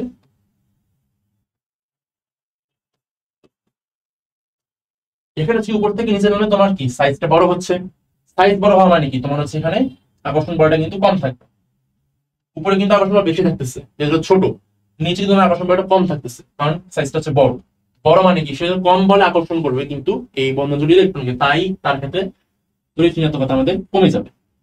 তুমি মনে করতে পারো যে আচ্ছা এখানে তো তাহলে সাইজটা তো হচ্ছে হাইড্রোজেনের ছোট, ক্লোরিনের তো বড়, তার মানে মনে হয় হাইড্রোজেন মনে হয় আকর্ষণ করবে, তাহলে হাইড্রোজেন মনে হয় মাইনাস হবে, ক্লোরিন মানে প্লাস হবে। এটা কিন্তু কখনোই ভুল হবে, কারণ এটা থাকবে কখন, যখন আমরা একই পর্যায়ে অথবা একই গ্রুপে আমরা যখন কথা বলবো তখনই কিন্তু সেটা থাকবে। কখনো কিন্তু অন্য পর্যায়ে, হাইড্রোজেন কিন্তু প্রথম পর্যায়ে, ক্লোরিন কিন্তু তৃতীয় পর্যায়ে মৌল, মানে তুমি এই দুটোর মধ্যে কিন্তু কখনো চিন্তা করতে পারবে না যে আচ্ছা এ বেশি জোরে টান দেবে কম জোরে টান দেবে, এরকম কিন্তু না। যখন একই পর্যায়ে একই গ্রুপে তখন হচ্ছে আমি এই ফর্মুলাটা খাটাতে পারবো, এই যে সাইজের ম্যাটার। এটার ক্ষেত্রে অন্য অন্য ফ্যাক্টর আসবে, এটা তোমাদের না জানাও চলবে, কে প্লাস কে মাইনাস তোমাদের পরে ইলেভেন্টের মধ্যে তোমরা জানতে পারবা।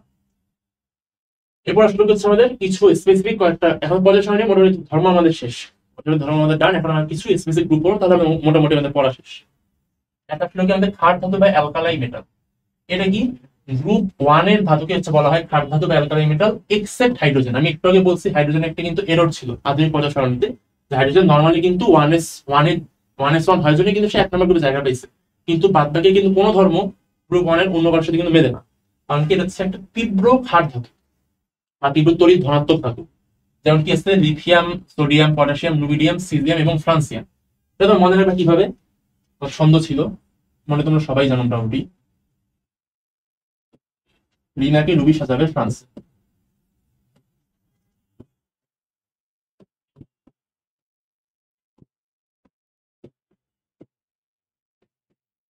লিথিয়াম আর হচ্ছে সোডিয়াম, কে হচ্ছে পটাশিয়াম, রুবিডিয়াম, সিজিয়াম আর হচ্ছে ফ্রান্সিয়াম। খেয়াল রাখবা যদি বলা হচ্ছে গ্রুপ 1 এর ধাতু কারা কারা, তাহলে এগুলোর সাথে কিন্তু হাইড্রোজেন অ্যাড হবে, কিন্তু যদি প্রশ্ন করে ক্ষার ধাতু বা অ্যালকালাই মেটাল কারা, তাহলে কিন্তু হাইড্রোজেন কিন্তু বাদ যাবে। এটা কিন্তু মাথায় রাখবা, হাইড্রোজেন গ্রুপ 1 এর ধাতু কিন্তু হাইড্রোজেন তীব্র তড়িৎ ধনাত্মক ধাতু বা অ্যালকালাই মেটাল বা ক্ষার ধাতু কিন্তু না। হচ্ছে এগুলো রিনাকে রুবি সাজাবে ফ্রান্সে, এটা দিয়ে মনে রাখবা। কারণ কি হচ্ছে এই ধাতুগুলো পানির সাথে বিক্রিয়া করে একটা তীব্র ক্ষার এবং হাইড্রোজেন গ্যাস উৎপন্ন করে, এই জন্য এগুলো হচ্ছে তীব্র তড়িৎ ধনাত্মক বা ক্ষার ধাতু। সামনে দেখি মৃৎ ক্ষার ধাতু। মৃৎ মানে দেখো, মৃৎ মানে কিন্তু মাটি বোঝায়, মাটি মানে হচ্ছে আর্থ, তাহলে অ্যালকালাইন আর্থ মেটাল হচ্ছে মৃৎ ক্ষার ধাতুর অপর নাম। তাহলে হচ্ছে আমরা গ্রুপ 2 কে বলা হয়, গ্রুপ 2 এর সবগুলো, এখানে কোনো এক্সেপ্ট কোনো ব্যাপার নাই, গ্রুপ 2 এর সকল ধাতু হচ্ছে মৃৎপাট ধাতু, যেমন কি beryllium, magnesium, calcium, strontium, barium এবং রেডিয়াম। যেমন আপনার কিভাবে আমি ছন্দ ছিল বিরিয়ানি,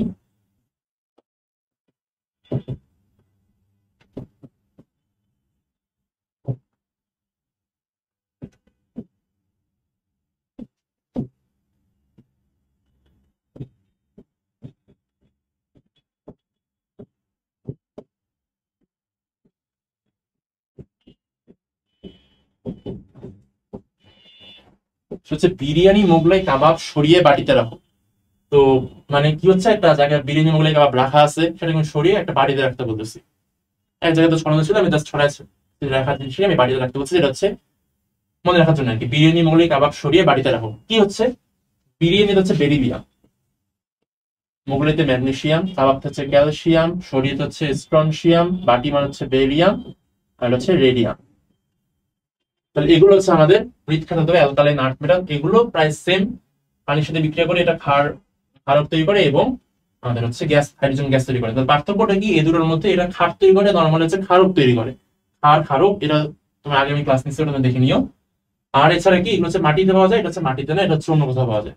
তো এই জন্য এগুলোকে হচ্ছে দুটো কি মেজর ডিফারেন্স এই দুটোর মধ্যে। এরপর কি আছে মুদ্রা ধাতু বা কয়েন মেটাল, তাদেরকে বলা হয় মনে রাখবা গ্রুপ 11 কি হচ্ছে বলা হয়। কারা কারা আছে? কপার, সিলভার, গোল্ড এবং রনজেনিয়াম।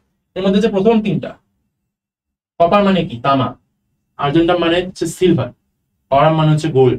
তো আমরা তো তামার মুদ্রা দেখছি, সিলভার হচ্ছে কি তোমার সিলভারের মুদ্রা দেখছি, তারপর সোনার মুদ্রা কিন্তু দেখছি। এগুলো দিয়ে প্রাচীন কালে মুদ্রা বানানো হতো, তাই এই গ্রুপটাকে বলা হচ্ছে কয়েন মেটাল বা মুদ্রা ধাতু। এরপর আসলে আমাদের হ্যালোজেন। হ্যালোজেনটা মানে কি? হ্যালোজেন কিন্তু আমরা এস দিয়ে প্রকাশ করা হয়। এটা কি আমরা গ্রুপ 17 মৌল হচ্ছে হ্যালোজেনের মধ্যে পড়ে, যা তীব্র তড়িৎ ঋণাত্মক মৌল। এটা কি লবণ উৎপাদনকারী মৌল। তাহলে হ্যালোজেন হচ্ছে একটা টার্ম। হ্যালোজেন টার্মের বাংলা কি হচ্ছে? লবণ উৎপাদনকারী মৌলকে বলা হচ্ছে হ্যালোজেন। কি আছে? ফ্লোরিন, ক্লোরিন, ব্রোমিন, আয়োডিন, অ্যাসিডিন এবং টেনিসিন। এগুলো কিন্তু একদম মুখস্থ রাখতে হবে, ছাড়া মুখস্থ। ক্লোরিন, ব্রোমিন, আয়োডিন, অ্যাসিডিন, টেনিসিন একদম সিএলএস মুখস্থ রাখতে হবে। কেন এদেরকে আমরা বলি লবণ উৎপাদনকারী মৌল? কারণ এই মৌলগুলো ধাতুর সাথে বিক্রিয়া করে লবণ তৈরি করতে পারে। যেমন দেখো সোডিয়াম আর ক্লোরিন মিলে সোডিয়াম ক্লোরাইড, পটাশিয়াম আর আয়োডিন মিলে পটাশিয়াম আয়োডাইড, লবণ তৈরি করে। এখন আরেকটা জিনিস মনে রাখতে হবে কি, এই হ্যালোজেন গ্যাস নর্মালি গ্যাস আকারে থাকে। এই হ্যালোজেন গ্যাসগুলো নর্মালি দ্বিপারমাণবিক আকারে থাকে, মানে দুটো পরমাণু একসাথে মিলে হচ্ছে এরা একটা গ্যাস ফর্ম করে। কিভাবে করে বা কেন করে দেখো, আমি ফ্লোরিন দিয়ে ব্যাখ্যা দিচ্ছি। ফ্লোরিনের ক্ষেত্রে বলছি কি 1s2 2s2 2p5, তার মানে এদের কিন্তু সর্ব স্তরে কিন্তু একটা ইলেকট্রন ঘাটতি আছে। তো আমি একটু যেমন ক্লোরিনে দেখছিলাম ওরা শেয়ার করতো না, কার সাথে শেয়ার করছে? সেখানে সে হাইড্রোজেন ক্লোরাইড তৈরির লক্ষ্যে সে হাইড্রোজেন পরমাণুর সাথে সেই ইলেকট্রন শেয়ার করছে। এখানে তো হাইড্রোজেন এরকম কেউ নাই ইলেকট্রন দেওয়ার মতো, এখানে করবে কে? সে আরেকটা ফ্লোরিন নেবে, দুটো ফ্লোরিন নিয়েছে, সে মাঝখানে যে তার পঞ্চম ইলেকট্রনটা করেছে সে সেখানে সে শেয়ার করবে। আর বাকি জায়গায় তার কিন্তু সব ইলেকট্রন সেম থাকছে, এই 1 2 3 4 5 6। এই 7 নম্বর ইলেকট্রন এখান থেকে আসতেছে, আর 7 নম্বর ইলেকট্রন এই দিক থেকে আসতেছে, এই 1 2 3 4 5 6। তাহলে 1 2 3 4 5 6 7, এই 7টা হচ্ছে এই ফ্লোরিনের।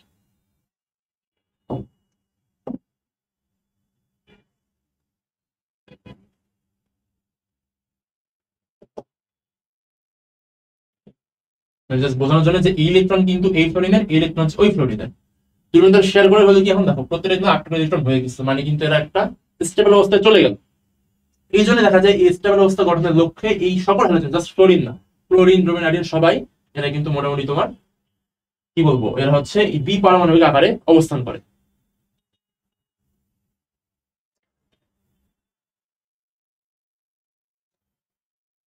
নিষ্ক্রিয় গ্যাস বা নোবেল গ্যাসে কি বলতেছি, হচ্ছে গ্রুপ 18 কে বলা হয়। তো সবগুলো কিন্তু মুখস্থ রাখতে হবে, হিলিয়াম, নিয়ন, আর্গন, ক্রিপ্টন, জেনন, রেডন আর ওয়ানেসন। এই 8টি তোমার 3 3 6 আর 7, এই মোট 7টা মৌলিক তোমাদের মুখস্থ রাখতে হবে। কোন 7টা হচ্ছে কি হ্যালোজেন গ্যাস। হ্যালোজেন গ্যাস কেন? কারণ তুমি এদের প্রত্যেকটার তুমি জাস্ট আর্গন পর্যন্ত পড়লে হবে, এরপর এগুলো তোমার ইলেকট্রন বিন্যাস না জানলেও চলবে। তুমি যদি ইলেকট্রন বিন্যাস করিও হিলিয়াম, নিয়ন, আর্গনে দেখবে প্রত্যেকটারই কিন্তু সর্ববস্থিত শক্তি স্তর কিন্তু ইলেকট্রন দ্বারা একদম পূর্ণ অধিকৃত। এদের কিন্তু কোনো ইলেকট্রন নেওয়ারও দরকার নেই, ইলেকট্রন ছাড়ারও দরকার নেই। তো যেহেতু ইলেকট্রন ত্যাগ বা গ্রহণ চলতেছে না, তার মানে কি রাসায়নিক বিক্রিয়াতে অংশগ্রহণ করবে না। রাসায়নিক বিক্রিয়াতে হয় কি, ইলেকট্রন শেয়ার হয় বা ইলেকট্রন গ্রহণ করা হয়। কিছু ইলেকট্রন শেয়ার গ্রহণ কিছুই করতেছে না, তার মানে সে রাসায়নিকভাবে নিষ্ক্রিয়। তাই সে নিষ্ক্রিয় গ্যাস বলা হয়। কি এই গ্রুপটি নিষ্ক্রিয় গ্যাস বলা হয়। তোমাদের এইটুকু জানলে হবে এখান থেকে। শুধু অবস্থান্তর ধাতু, এখানে কি করতে হবে, এটা হচ্ছে গ্রুপ 3 থেকে গ্রুপ 12। গ্রুপ 3 থেকে গ্রুপ 12 এইটাকে বলা হচ্ছে আমাদের নিষ্ক্রিয় অবস্থান্তর ধাতু বলা হয়। ডিটেলস পড়া আছে আমার 11 টুয়েলভ ডিটেলস পড়তে হবে। এখানে জাস্ট তুমি 3টা পয়েন্ট পড়লে হবে এখান থেকে, যে কি এই অবস্থান্তর ধাতুগুলো কি করে আমাদের রঙিন যৌগ গঠন করে।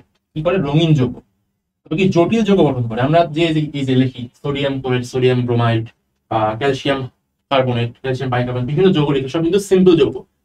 11 টুয়েলভ দেখবো অনেক তোমার থার্ড ব্র্যাকেট দিয়ে অনেক বড় বড় যৌগ লিখতে, সেগুলো হচ্ছে জটিল যৌগ। তাহলে এই জটিল যৌগ তৈরি করে কারা কারা? হচ্ছে আমাদের এই অবস্থান্তর ধাতু তৈরি করে। আর নর্মালি অবস্থান্তর ধাতুগুলো কিন্তু যে সকল যৌগ রঙিন যৌগ হয়, রঙিন যৌগ মাত্র সেটা কিন্তু নর্মালি জটিল যৌগ হয়ে থাকে। তো যাহাই রঙিন তাহাই জটিল। তো এই দুটো করতেছে আমাদের অবস্থান্তর ধাতু। আরেকটা এটা কি প্রভাবক রূপে কাজ করতে পারে।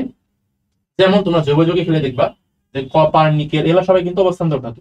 গ্রুপ থেকে গ্রুপ 12 মধ্যে পড়ে, 3 থেকে 12 মধ্যে অন্তর্ভুক্ত। তো এইগুলো পরে তোমার বিভিন্ন জৈব যৌগে তোমার যে বিক্রিয়াগুলোকে প্রভাবিত করে, মানে প্রভাবক হিসেবে কাজ করতে পারে। তো এখান থেকে জাস্ট এই 3টা পয়েন্ট জানলে হবে অবস্থান্তর ধাতু ব্যাপারে। এবার কি আসলো যে আমাদের পর্যায় সারণীর একই গ্রুপের মৌলগুলো একই রকম রাসায়নিক ধর্ম প্রদর্শন করে। তোমার হচ্ছে একটা ঘমূলক প্রশ্নে বা গয়ে আসতে পারে যে ব্যাখ্যা করো যে রাসায়নিক এই পর্যায় সারণীর একই গ্রুপের মৌলগুলো একই প্রকার রাসায়নিক ধর্ম দেখায়। কিভাবে ব্যাখ্যা করব? মনে করো আমি হচ্ছে গ্রুপ 17 নেব। গ্রুপ 17 নিয়ে আসলাম, আমি 2টা নিলাম, একটা ফ্লোরিন নিলাম আর একজন ক্লোরিন নিলাম। আমি দেখাবো দুটো তো সেম গ্রুপ। তুমি বলবো যে ফ্লোরিন এবং ক্লোরিন এই দুটো হচ্ছে আমাদের গ্রুপ 17 মৌল। এখন আমরা এদের মধ্যে বিভিন্ন রাসায়নিক বিক্রিয়া দেখাবো। তাহলে প্রথমে ফ্লোরিনের সাথে কি করি আমরা? ফ্লোরিন তো 2 থাকবে, কারণ দ্বিপারমাণবিক, তাহলে হাইড্রোজেনের 2টা। আমি এর সাথে হাইড্রোজেনের বিক্রিয়া করাইলাম, তাহলে প্রথমে হয়ে গেল 2টা হাইড্রোজেন ফ্লোরাইড, এগুলো তো গ্যাস। মনে রাখবে নাম তখন কি হবে? Hydrogen fluoride.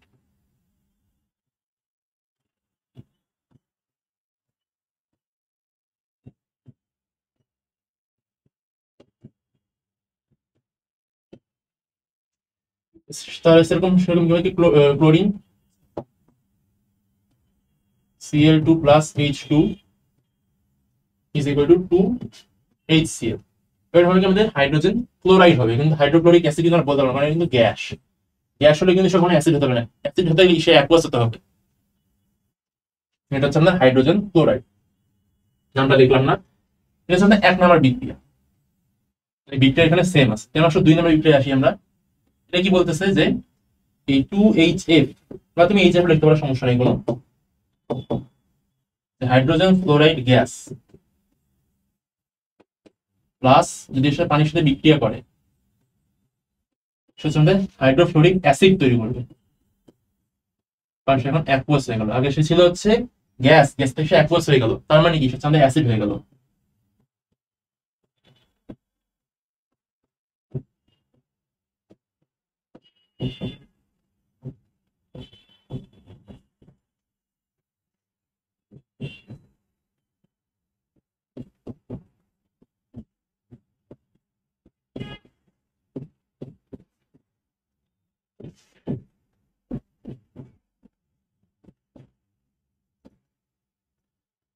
এটা হচ্ছে আমাদের একটা অ্যাসিড। ইংলিশে লিখে দিই।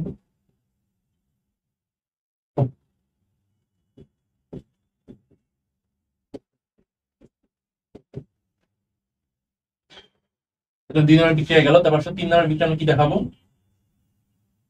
যে HF প্লাস ক্যালসিয়াম কার্বনেট, কি ধরনের ক্যালসিয়াম ফ্লোরাইড তৈরি হবে?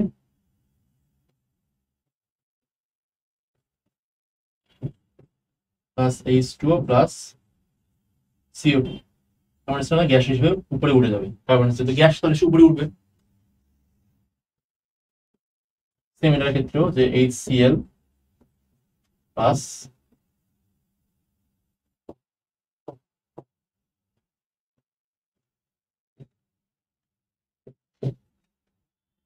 Calcium chloride plus H2O plus CO2 উপরে উঠে যাবে। আমরা তাহলে 3টা বিক্রিয়া দেখাবো। যদি আমার পরীক্ষায় আসে তাহলে 3টা বিক্রিয়া দেখাবো। বলবো যে প্রথম ব্যাখ্যা দেবো, তারপর যে প্রথম বিক্রিয়া দেখা যাচ্ছে যে ফ্লোরিন হাইড্রোজেনের সাথে বিক্রিয়া করে হাইড্রোজেন ফ্লোরাইড তৈরি করতেছে, দেন ক্লোরিন হাইড্রোজেনের সাথে বিক্রিয়া করে হাইড্রোজেন ফ্লোরাইড গ্যাস তৈরি করতেছে। অতএব এটা একটা সামঞ্জস্য আছে। তাহলে আমরা সব সেকেন্ড বিক্রিয়া দেখাবো। দেখাবো কি যে হাইড্রোজেন ফ্লোরাইড প্লাস পানি মিলে কি হাইড্রোফ্লোরিক অ্যাসিড তৈরি করতেছে। তারপর হাইড্রোজেন ক্লোরাইড আর H2 মিলে তৈরি করতেছে কি আমাদের হাইড্রোক্লোরিক অ্যাসিড। তারপর হাইড্রোজেন, এটা একটা 2 নম্বর বিক্রিয়া মিল দেখাবো। এর পাশে কিন্তু আমাদের হাইড্রোজেন সরি হাইড্রোফ্লোরিক কিন্তু অ্যাকুয়াস লিখিনি, সরি অ্যাকুয়াস আর কি এটা।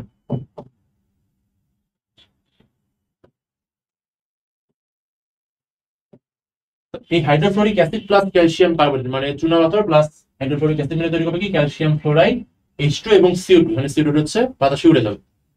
দেন hydrochloric acid plus calcium carbonate এই দুটো মিলে তৈরি করবে কি ক্যালসিয়াম ক্লোরাইড, পানি এবং কার্বন ডাই অক্সাইড। তারপর বলবো যে এই 3 বিক্রিয়া থেকে দেখা যায় এই ফ্লোরিনও যা করতেছে, ক্লোরিনও অলমোস্ট সেম বিক্রিয়াই করতেছে, সেম ধরনের বিক্রিয়া করতেছে। অতএব বলা যায় যে পর্যায় সারণীর একই গ্রুপের মৌলগুলো একই রকম রাসায়নিক বিক্রিয়া বা ধর্ম প্রদর্শন করে।